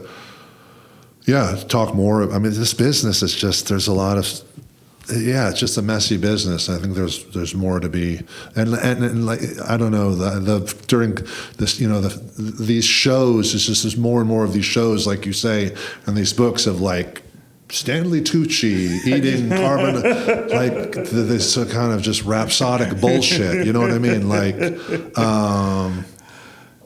and I think Anthony Bourdain's suicide is something that needs to be considered. I think that I feel sad for him because I think he was in so much pain. But there hasn't been another. Not to imply that I'm that voice, because voice is so beautiful. But that sort of like, how do you talk about what's beautiful while being honest? And it's probably worth trying again. And I like the act of writing. What about you? I would love to. I've wanted to write a book for 20 years. I'd read it. And spend so much time on the day-to-day business. Yeah, it's incredible. You don't get a writing day. And then my kids are now 16 and 13. For the last 16 and 13 years, that hasn't been an easy ride. No. And I remember reading Raymond Carver, would write short stories at night when his kids went to bed. Right. I did want to ask you a more geeky question. It doesn't have to be on the record here. But his editor has kind of come more to the fore as the years have gone along. Yeah, well, it was actually me. Right. And you see what Raymond Carver was sending in, and then you see the edits that were being made. And when you mentioned an editor earlier, I was like, did your editor tease out of you what you wanted? You said, well, we sent them this, and that was well received, and so I kept writing more of that stuff. Did you feel like you ended up being the person on the page? Did you? No, very much so. Have a role in that? No, very much so. Her name is Emily Timberlake, by the way, and no, it was I can't believe how little it was shaped. Yeah, and I was probably being more diffident than I should, but I was like, well, fuck it. Who knows when I'll get to do this again? Like you said. Yeah. I don't know why everything lined up. Like I had certain quality of employee and people were running different places. And it's like, I just go to the coffee shop and I'd write for 4 hours twice a week. It's just like, God, now it just sounds like such bliss. Right? Yeah. Like I said, the young family, the end of the night, the balance in the books. Yeah. Right? Yeah. It's a lot, man. It's hard. So I'd written enough. I'd had enough of a writing practice to know that shit has to line up, and it's lined up now, and I've sold a book, and you know that's rare, and to sell too, who knows? So I did selfishly make you know, you always think I could have done more, I could have done, and there's talking about like trade and you know, but they needed me to finish it, and I'm late, you know, distracted, and as we're all busy, but you know that my timeliness for me and punctuality and stuff like that, historically difficult. Anyway, long story. I would love to know. I was like, really, this is what we're going to sell, because it felt, this is what we're going to print, but it felt pretty raw and pretty personal, and not like the kind of thing that you described, where you know, like, isn't this the life? You know what I mean? Like, well, you write it, I'll be reading it. Oh, likewise. I'm not blowing smoke. I've loved your take on the industry, and I look forward to talking to you again. Yeah, you can expect many more heart emojis coming from me. Likewise. I hope this can be the beginning of a friendship. 100%. Cool. Absolutely. Great. Which is what I got from your book, right? That you were writing about friends. Friends who are in the industry, producing. 100%. Beautiful. Don't be a stranger. I'm excited to darken your door again. Likewise. And thanks a million for today. Yeah, absolutely. Cheers, brother.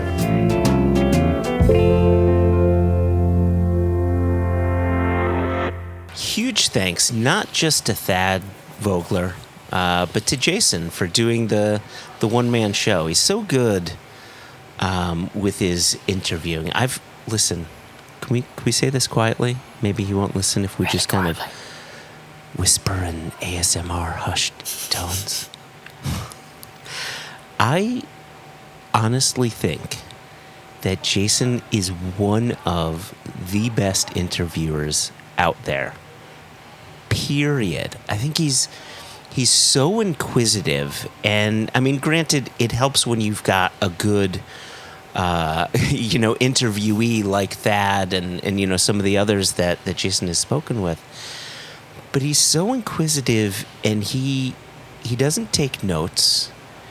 He takes mental notes, and he's so good at calling back to some of the things that the interviews have spoken about. And he's so good about not having an end point and just allowing the conversation to just go where it needs to go, depending on the content of it. And so, listen, I'm done complimenting him, because that's just way too many compliments. That was touching. I'm welling up here. So, we need to have made him a prize. I feel like you should be handing him an award at the end of this sentence. I'm absolutely not disagreeing with you. In fact, I'm frightened by how he interviews, because I feel like it's very reassuring. You're listening along being like, that is a great question. I would have loved to have thought of that. Do you think he was secretly trained in espionage? You know, that kind of like, I feel like you could have a conversation with Jason and walk away being like, oh, I gave him all of the state secrets. Whoops. All of them. Well, you left him in your bathroom. That's the problem. Yeah. I keep doing that.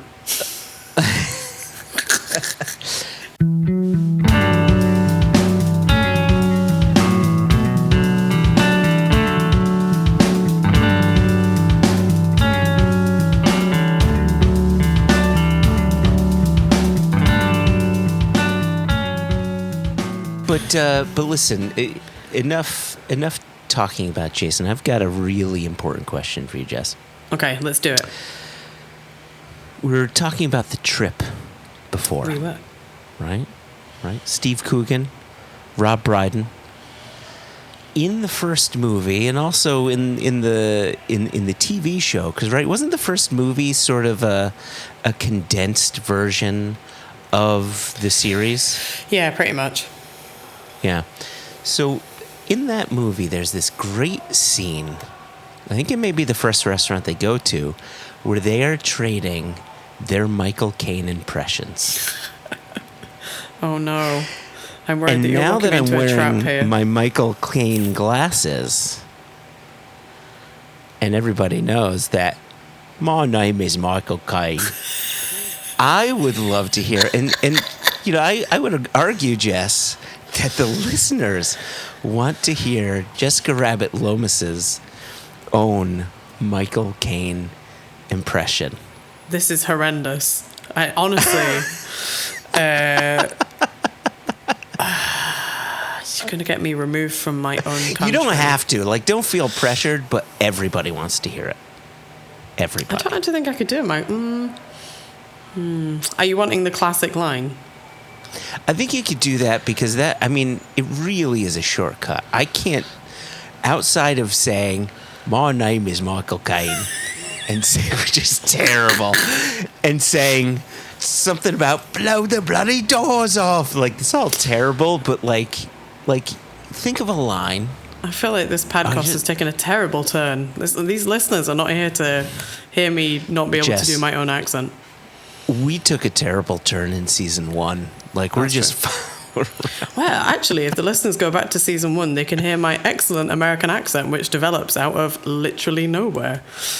Oh, that's right. That was the Jubilee episode, right? Yeah. I honestly, you had to send me the time codes. I didn't recognize myself. Which, that's great. Okay, Michael Caine.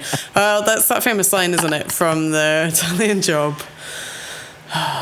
You're only supposed to blow the bloody doors off. Which is pretty... I feel like I could do better. Than mine. If I'd had some give it another drinks. go. If you'd warm me up and let me have like 5 pints of something first. All right. What did you say? My name is Michael Caine. I can't do London. Oh, it's that's not good. I've not heard your Michael Caine, but I assume it would be something along the lines of, my name's Michael Caine. That is where you are so wrong. And you can look at my live video for proof, because that's the very thing I don't do. I say that he used to talk like that. Do you, Michael Caine? Okay. I say Michael Caine used to talk like this in the 1960s, right? But that has changed. And I say that over the years, Michael's voice has come down several octaves. Let me finish. And all of the cigars and the brandy don't let me finish. Can now be heard. Okay. I've not fucking finished in the back of the voice. And the voice now. I've still not finished. The voice. Well, you're panicking. Because you look like you're about to bloody talk. Let me finish. Before we hit record, you said you had a bit of news to share with people on the ROW side, rest of the world side. Yeah. Is it enough to call the paperboy? Well, I don't get to interrupt the paperboy sleep very often, so, you know. I am also a big sister, and that seems like an obnoxious kind of thing big sisters do. So I say, yeah, go ahead. Give him a little prod. You're like, wake up. I think you gave him the prod he needs. Extra, extra! Read all about it! Life story of Playboy Penny! Extra, extra! Extra, extra! Read all about it! Me and that Playboy in trouble! So, my paperboy announced news was really about places that you can find SCN if you happen to be in the UK. There is a fantastic whiskey festival that I will be pouring whiskey and selling some of our lovely new bottles and maybe some archive stock that I'll sneak along. All right. And this is called the Northeast Indie Whiskey Festival, and that's in Newcastle. It's set up by a guy called Carl, who has a fantastic group on Facebook that I recommend everybody joins, even if you're not in the Northeast. And they run a great whiskey festival.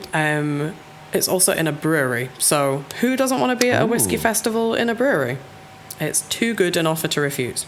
So Carl's group, they have organised this festival, which I think this is their second, maybe third, but they've he approached me last year and we didn't have any of our stock. It didn't work. So I will be taking our lovely new ROW bottles to Newcastle. So I recommend that you go and check them out. That is on Saturday, the 2nd of September. September is a very busy month for whiskey things because we'll be doing a quick flit to Newcastle and then I'm going to come home and then I'm going to head off to Maltstock for a very relaxed weekend. Very relaxed. Very relaxed. Don't ask me what I'm taking with me. 1, because maybe I don't know yet. And 2, that's not a very relaxed thing to do, to ask somebody. So, have I said relaxed enough yet for Toon? So that's in the Netherlands. For those of you, I don't know how, if you're in the whiskey community and you haven't seen the aggressive graffitiing of the Maltstock team, who are currently, as we're recording, I think they're here in Campbelltown. They'll be sticking those flyers up everywhere. Yep. You know, like in all good children's fairy tales where they leave like crumbs for trails. In Toon's case, it's just endless flyers for Maltstock. That's how you know they've been there. Flyers that say relax. You just follow all the flyers that say relax, and you'll find your way to the Maltstock camping ground. Yeah, I would like to see them in airports, just encouraging people to relax as they're heading to Maltstock through one of the most stressful airports in the world. So that is the 8th to the 10th of September. So for those single cask nation friends who are not in the UK but want to do some single cask nation drinking, so that's that weekend. I am also hosting an event here in just outside of Glasgow. To those of you who have been travelling through Scotland, it's a restaurant that's getting real notoriety. It's called The Artisan, and it's in Wishaw. For those of you who have come to Glasgow and asked Glaswegians about a famous whiskey restaurant in Wishaw, I apologise in advance for the look that you will get from most people. Wishaw is not the most highly regarded tourist destination on the West Coast, but Derek and his team run a fantastic restaurant, and they have one of the biggest whiskey collections and open whiskey collections I think you can drink and work your way through. He's got a great whiskey Padawan. Raf is helping to put everything on QR codes so that the poor souls don't have to keep updating whiskey menus, so it's great. And it's got you'll have seen pictures of their whiskey lounge. It's phenomenal. Like, the amount of whiskey they have is unbelievable. And it now features on Bruichladdich, right? Yeah, so Derek is like a massive Bruichladdich collector, fan, supporter, creator of Octomore barbecue sauce. Also, he is the cause of mischief when he works with James Brown at Octomore Farm, and they release these Octomore Farm bottlings. And for the Friends of Bruichladdich group that Derek runs, along with his pal Ian Garrett, they release regular bottles. So maybe even listeners of the podcast will have talked to me in my non-single cask nation hat, because I ship a good chunk of those bottles for the Friends of Bruichladdich group as well. So that reminds me, there are bottles pending, waiting. So if you're sat waiting for those and you're waiting for me to respond, I will be in touch, I promise, next week. So there's a dinner on the 20th of September, which is a Wednesday, and that will be single cask nation. So you can admire the Bruichladdich bottles, but really they're, for me, my very excellent jokes. I promise I won't do any more impressions.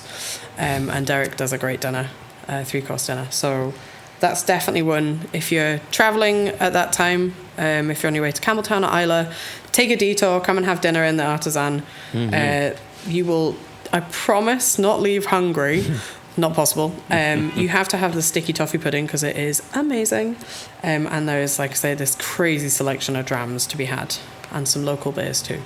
Amazing. And gins. He's got quite a lot of gin as well. If you're wanting a gin pause in the middle of your whiskies. So that's where we send people to the Artisan. And then I guess at the end of the month, because I've not done enough whiskey things in September, I'm going to go to the London Whiskey Show. So we won't have a table, but maybe if you come and say hi, maybe I'll have a sneak preview or something I could tell you about. I like maybe that. I'll think about whether or not I'll get thrown out of London Whiskey Show for promising that kind of thing. You should just come and say hi. That would be nice. Come and say hello instead. So that's my whiskey-ish news. And behind the scenes, I'm just going to live in a suitcase for the whole of September.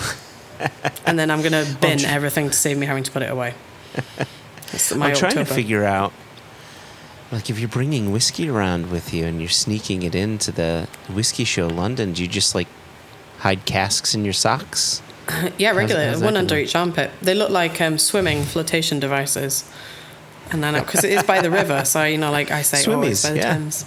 I actually, now I've said that, please don't ban me from the whiskey show. If you're not allowed to bring things, what have I done? Just come say hi to me. I don't promise to have any whiskey on me. How about that?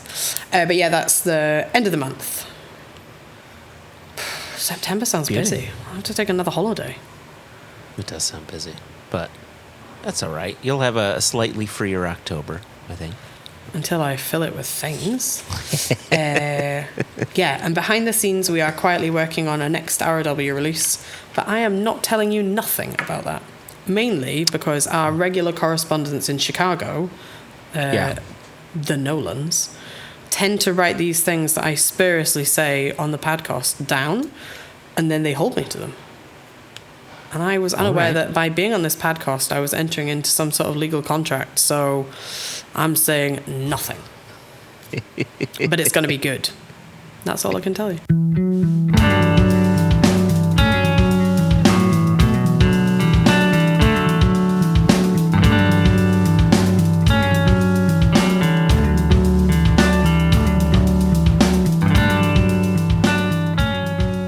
I don't have any U.S. news, but I did have an email that I wanted to bring up.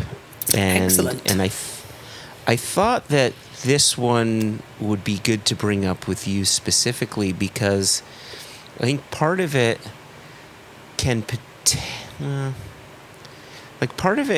potentially touch on logistical things, like not necessarily shipping stuff that you're very familiar with, but like the way that this is discussed, I think it might fit with the way your brain may work in certain instances. Okay. So if that makes sense. So this is an email that we got from Dr. Matt Bishop.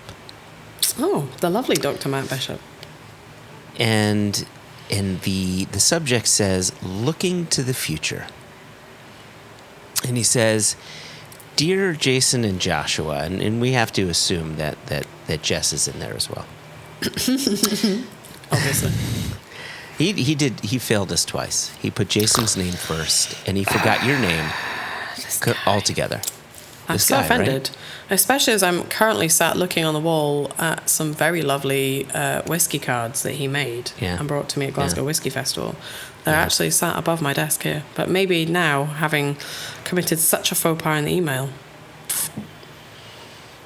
I wouldn't. Whatever action you take, I wouldn't blame you, Jess. I've got faith he can correct these hideous mistakes in his opening gambit. So he says, I hope this letter finds you well. I'm writing to you today to discuss the potential use of AI technology in the future of whiskey production in different countries.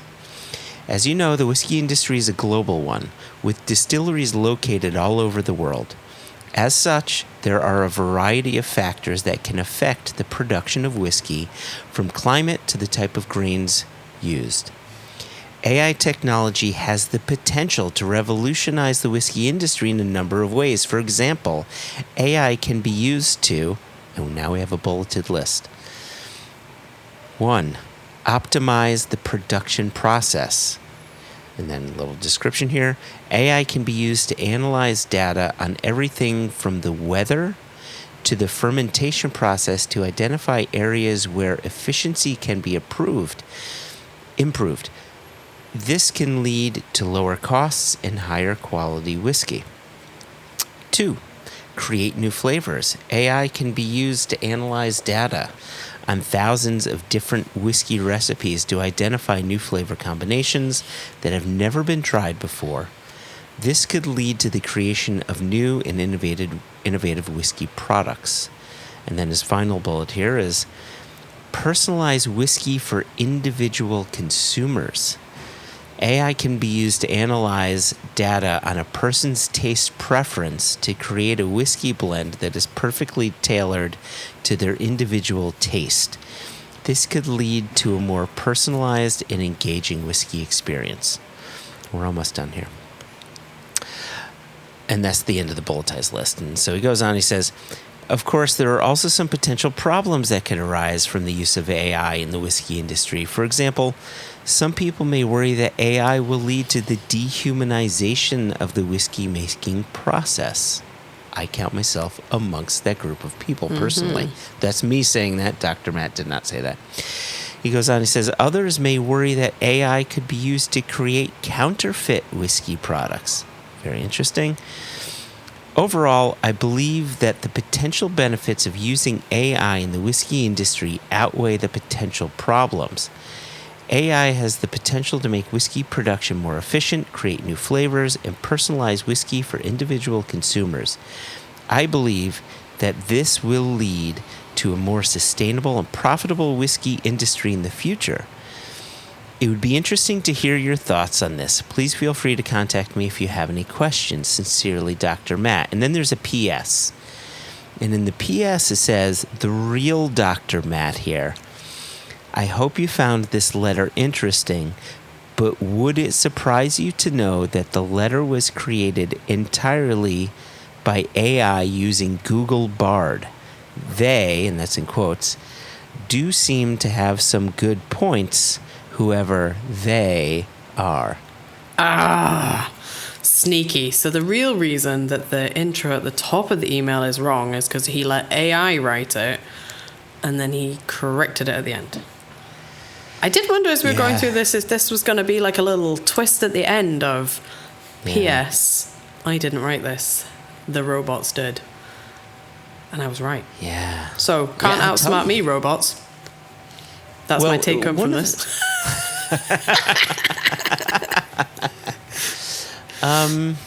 So you knew, you had a feeling that was potentially an AI written email? It'd be a good way of presenting your case for AI. I have had this discussion very recently, actually. We had it in our tasting that Chris and I host. Somebody brought this up. One of the guys who comes to our tasting who works in tech and is actively involved in a couple of AI-based projects. So we had this discussion at the end when we've all had, a few drams and everyone's feeling a little bit more philosophical. My immediate response to this is to be very curmudgeonly and say, no, do not improve it. Leave it alone. Use AI for fixing real things that need fixing. Leave my whiskey alone.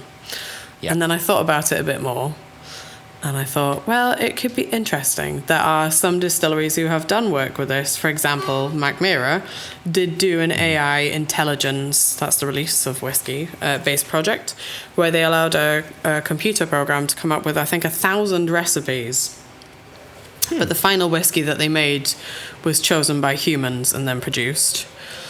I don't know. I feel like because whiskey is such a personal thing. So if I have a dram today of something that I know and love, like you regularly reference, your kind of like reset whiskey is Glenmorangie.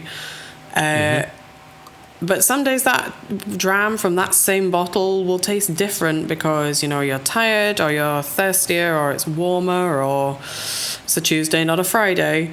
I don't have the capacity to understand how you could create a bit of tech that can allow for the infinite amount of human variables to then for a robot to be like, oh, well, I think you would like this. I mean, we already kind of have that sort of thing on a lot of shopping sites. If you buy a Kleinliche, then tongue-in-cheek, the robot will be like, hey, you bought a Kleinliche. Have you thought about buying You may Brora? also like this, yeah. Well, so there's that. I guess maybe it's a slight extension of that.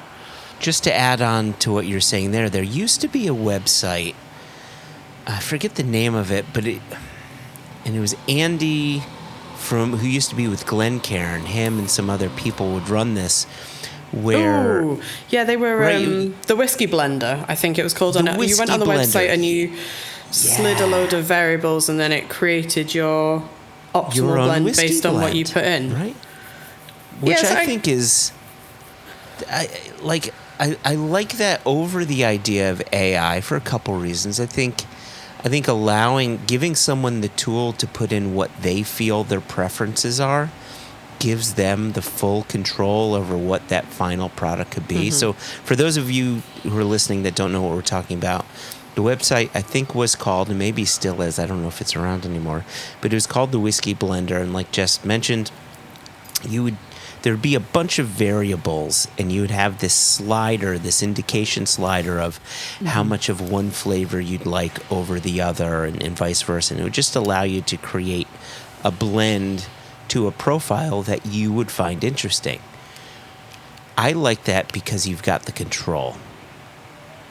I definitely appreciate what Dr. Matt's robot put in his email, where, the idea of AI tracking my purchasing habits to then come up with something it thinks I may like. Like, I understand that already happens because of the use of cookies and all that stuff. But, like, it's so creepy to me. And like cookies at this point for the UK and for the European Union, there's laws in place for you to opt in or opt out to cookies. A pain in the ass. Right? Every It's single a pain in the website. ass. Do you want a cookie? Yes, I was here yesterday. Stop asking me. It's a pain, but at least it puts people in control, which if you don't want that control, that's fine. At least you've made that decision. But man, that like AI creeps me out. Doing genetic testing and people, having access to my DNA creeps me out. Like, I don't know if I'm old, if I've watched too much sci-fi, or what it is, but like, I just find AI absolutely creepy, and I like the idea that whiskey has always been a people-led endeavor for making and consuming and sharing, and handing that over to a computer to make decisions. Yeah, it kind of freaks me out. Like, I'm sure that the youngs may. I've, in a whiskey context, I've been recently to the Johnny Walker Experience on Princes Street in Edinburgh. Yeah. Which I went into a little bit kind of. I wasn't really sure what to expect. I'd seen a lot of very glamorous pictures. I've had various friends that have done different things in the industry involving that setup. And I went and I did the Whiskey Makers Cellar Tour. I think that's what it's called. I think it's the most expensive one you can do there. Did you say Skeletor? Cellar Tour. Cellar Tour, not Skeletor. Skeletor would be even better. Oh my gosh, it would be so much better. You could get that kind of vibe. Anyway, so it's very fancy, and it's underneath Princes Street, and they call it a whiskey warehouse. It is genuinely a bonded warehouse, but for any of us who are listening that have anything to do with whiskey, there's a grand total of 6 casks in this bonded warehouse. It's not what the rest of us in the old biz would call a bonded warehouse, but anyway. And it's really interesting because you get to try a whole load of things that Diageo don't usually put out, and that really you only see in the realms of indie bottlers like us. So they had one of the drams that you could try was a Tir Ninach, and it was it was distilled at Tir Ninach, and it was rye that they have distilled at Tir Ninach because they have that totally different setup with the mash filters, blah blah. Yep. So very cool. And then at the end, the host asked us what we had enjoyed, and with an iPad and some digital magic, she created a blend based on our input of what we had enjoyed throughout the tasting. So obviously, the whiskey nerds and us divided up to make sure we had actually got to try all of them, because, we're completionists and we can't just try one thing, we have to try all the things. But I really enjoyed that because it was the showmanship of how it was all done and like how it was all put together. Check it out, it's well worth it. But I enjoyed that. That's a form, I guess, of like what the Whiskey Blender guys were doing. That's, you are controlling a set of variables to create an outcome that it was the end. I can't remember how many she said there were, maybe 4 or 6 different recipes that it adds up to, and they were all created by the master blenders. So you answer a series of questions, and that takes flavor profiles, and it creates a blend at the end, and they give you a little hint as to what's in some of it. Very cool and fun. And then when you go upstairs to the ridiculously Disneyland themed fancy dancy retail experience, I think we have to call it, not a shop, had the same. They had a big quiz thing, and you answered like on sliders, like you liked a kind of more floral, or if you liked smoky, those kind of set categories that we're used to looking at with whiskey. Yeah. The flavour profiles, and then at the end of that it recommended a Johnny Walker bottling that, based on the answers you're given, should fit your palate. So obviously mine tends to be biased more towards the smoky, so I came out with the Johnny Walker Double Black. But it, I was recommending all of them, like the gold and the blue label and all that kind of stuff. So I thought that was quite fun, because it's getting you to think about whiskey in, can I call it layman's terms, in a way that is maybe people who aren't used to picking up a glass and then, poetically giving you 15 different tasting notes. People who still find that disconnect of like, well, how is that liquid in that glass there supposed to taste like honeycomb or blah, blah, pear drops. So allowing people to think about food flavors that maybe they understand, and then they could try a whiskey and be like, oh, yeah, right. I feel like I can detect some of these flavors that I had wanted to pick in a glass into it. So I think that's interesting. I guess I'm a bit like you. I've got a bit of a, where does it end with AI? But it's only as good as the information you're putting in. So my friend Flo, and listener of the podcast, hello Flo, was talking about they had done a study, and if I'm telling this story wrong, Flo, please forgive me, where they had used an AI program to look at scans of patients' chests of X-rays to detect cancerous growths and help detecting illnesses. And the AI, it turned out, was really good at this, but it was more to do with the fact that the program learnt that if a scan from a patient came from hospital A, that hospital had a higher incidence of the illness of the lung cancer. So it learned AI, but not quite in the way that was anticipated. And so my friends that are much more tech aware than this have tried to explain, the worst of my fears away of, it doesn't necessarily learn in like a linear fashion. It's reading in a way, because it's not a human brain, so I guess it's looking for more things. So like in the case of these hospital scans, if you were being referred from there, it was an oncology hospital, so it was more likely that if your scans were being sent from this hospital, you had already had some sort of, like abnormality detected. Is what I took home from the explanation of the people who understand these things better than I do. So it's not quite as clever as like a sentient being, like learning in a straightforward way that I guess a human brain would want to, because it's analysing everything. It's like a sponge absorbing all the information. Could it, like pretend Dr. Matt has suggested, could it help make whiskey more efficient and create new flavours? Well, yeah, I guess it could. But the other question is, well, why do we want it? Like when we're saying we want to make whiskey more efficient, what is it we're looking for? Are we looking at for an environmental level? Are we wanting it to be more energy efficient, greener? Or are we wanting it to be, okay, we can get these incredibly complicated fermentation characteristics in what would normally take, 180 hours, but we found a way to bring it so it does it in 40 hours. Yeah. So that you can push it through quicker. I'm not sure that whiskey really necessitates those kinds of efficiencies. Like when you go to distilleries, they're always incredibly proud of, especially the ones that do it. Here's our really long fermentation. Here's how slowly we run our stills. Here's our long maturation. I don't know if that, in my mind as a whiskey drinker, I'm wanting it to be more efficient. No, but does that make sense? Guess, did I just witter for a bit? No, I think it makes sense from our perspective, in that we are typically drinking from distilleries that talk about the things that you've just talked about, right?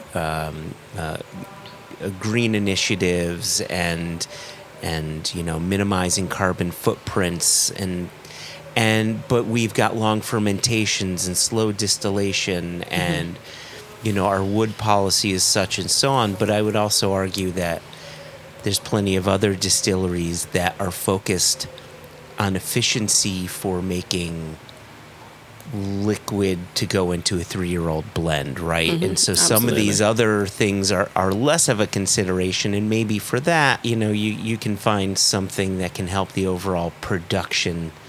But here's what I'll say about it. And I was thinking about this the other day because it seems like AI wants to get into everything, or people want AI to get into everything. This past December, my 16-year-old got her driver's license. And ever since she got her driver's license, she wants to be the one driving. Can I drive? Yeah, go ahead. Can I drive? Yeah, go ahead. Can I drive? No, I kind of want to drive my car. Like, please. And so my point is, just because we have AI doesn't mean it has to be used all the time and everywhere. Just because my daughter now has her license doesn't mean she has to be the driver all the time. Like, there is a time and there is a place, and you can find benefits like in hospitals, right? Or like in other areas. But like, just because something exists doesn't mean it has to be involved in fucking everything. That's very true. Yeah. I also feel like that was a little bit about the driving. Just a little bit. I remember well being in that position. Do you not too? Like the joy of something new? Just be like, yeah, I want to be the... Which I guess is also like the AI. She just loves hopping in the car, blasting music and driving. Like, you remember those days? Just like, the best. I'm out. I'm away. Yeah. I still do. I love being in my car driving. Sorry, that's not reassuring you in any way. I think that's probably the same as AI. Like, explore it and see what benefits it could bring. It's funny. I guess it's particularly jarring in an industry like whiskey, which is quite traditional, and we're not very good at changing. We're very hesitant, I think, in whiskey to change things quickly, whereas in, medicine and science, where there's always a hunt and a desire for progression and improvement. I think I would have thought much more accepting of an AI application than whiskey, where we're still doing pretty, and some distilleries especially, very rudimentary, very basic processes. Makes you wonder, how can you improve that using AI, and do they want to? Whereas I can imagine maybe some of these newer distilleries who are not the producers of the, bulk liquid to be put into 3-year-olds, to be put into blends, people who are looking to champion what they're doing, maybe a bit of AI wizardry could be added into their narrative and what they're doing. Maybe. I don't know. Like being with David Thompson this past week, one of the things that he really highlights is there's no computers. Everything is done by mechanics. Everything is nosed. It's done by sight. It's done by taste. It's traditional. There's, I think with whiskey in particular, there's a certain romanticism attached to it that if you apply too much AI to it, that maybe some of the magic is taken away a bit. And, I agree. Yeah. I agree. I've always said that I wanted to do this idea of no bullshit whiskey tours where they take you to, like highly efficient grain plants. And it's not the, slightly misty-eyed kind of bagpipe playing hookta tour of a distillery. We do a great job as an industry of selling that, and I can see why. It's a very appealing way to present whiskey and the history. I think what Johnny Walker are doing with Princess Street and the Four Corners, as cynical as you want to be about it, they're putting a much more contemporary twist on it, but still telling essentially the same story, albeit in a slightly lighter and brighter manner. I'm not sure. I don't like change. So to me, I don't really want to see that AI has improved everything and made everything better. Like, Nothing would make me more sad than going to Springbank and instead of that lovely bit of board they've painted black and there's a bit of chalk tied to it, now they've got a really very high-tech computer system in place. I would think a bit of the magic's died, but who are we really to stand in the way of progress? Like, just because we want to see the bit of chalk on a bit of string with a blackboard. Maybe that's holding back Springbank from being the best it could be. The last thing we need, Jess, is to have a Skynet Terminator making our whiskey for us. That's very true. That's true. Okay, right. So the official answer is the verdict is out, Dr. Matt. We feel like you and your robot, we're not sure we want it to be touching our whiskey. Thank you very much. Yeah. I think that's it. I think. How could we test it on a small scale? Yeah, I'd want to see like a small scale. Would you sacrifice a distillery for them to be the AI guinea pigs? And then I also worry that this way madness lies. How far do you take it? When a distillery goes on shutdown and it's run by AI, does it just say like "I'll be back," like for when it's gonna come back? Yeah, that's my Arnold Schwarzenegger impersonation. Almost as good as Michael Caine, by the way. I love it. Like that's AI has to come with a series of bad impersonations of actors and characters from movies to reassure us that they haven't taken over yet. My name is Michael Caine and I'm doing the mashing today. Right? That was AI. AI did that. It wouldn't give you confidence, though. If it's a really bad impersonation, would you not be like, I don't trust AI Michael Caine to do the mashing this today. Mash is going to be washing. Terrible. Yeah, it's going to be like soup. Let's all stay out. Right, this is how Michael Caine speaks. Michael Caine speaks to his nose like that. He gets very, very specific. It's very like that. When it gets loudly, it gets very loud indeed. It gets very specific. It's not quite nasal enough the way you're doing it, all right? You're not doing it the way he speaks. You're not doing it with the kind of... And you don't do the broken voice when he gets very emotional. When he gets very emotional indeed. She was only 16 years old. She was only 16. You're only supposed to blow the bloody doors off. That's Michael Caine. Dr. Matt, hopefully Jess and I have argued the points. We've solved what could or should be done with AI in the whiskey world. At least we've solved it to your satisfaction. If you, the listener, want to be like Dr. Matt and would like to reach out to us, you could please do. Please reach out to us. Questions at onenationunderwhiskey.com, no E in whiskey, or info@singlecastnation.com. Me, Jess, or Jason would be happy to answer your questions. If you like the podcast, please tell your friends, your loved ones, your neighbors. And you can also go to Apple Podcasts and give us a rating if you really love it. 5 stars would be awesome. Say a nice thing and maybe we'll name check you. We'll give you a middle name that you may or may not love. But we'll be sure to announce it here on the podcast. Is that bribery? Jess, are we offering bribery to people? Give us 5 stars and we'll give you a cool new name. I think so. Okay. I think I'm behind this. So Jess, I wanna raise my coffee mug to you, and to the listener, and to Thad Vogler, and to Jason, and give you a cheers. Okay. And the what? Oh, in and the Dr. wilderness. Matt, and the wilderness, and the fake Dr. Matt, and the fake Dr. Matt, Robo Matt. Oh, that's his new name.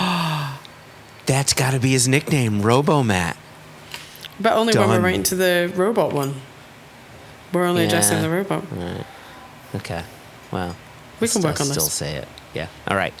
Well, I raise my glass, my cup, my mug, whatever it is. Cheers, Jess. Cheers. 2 chins.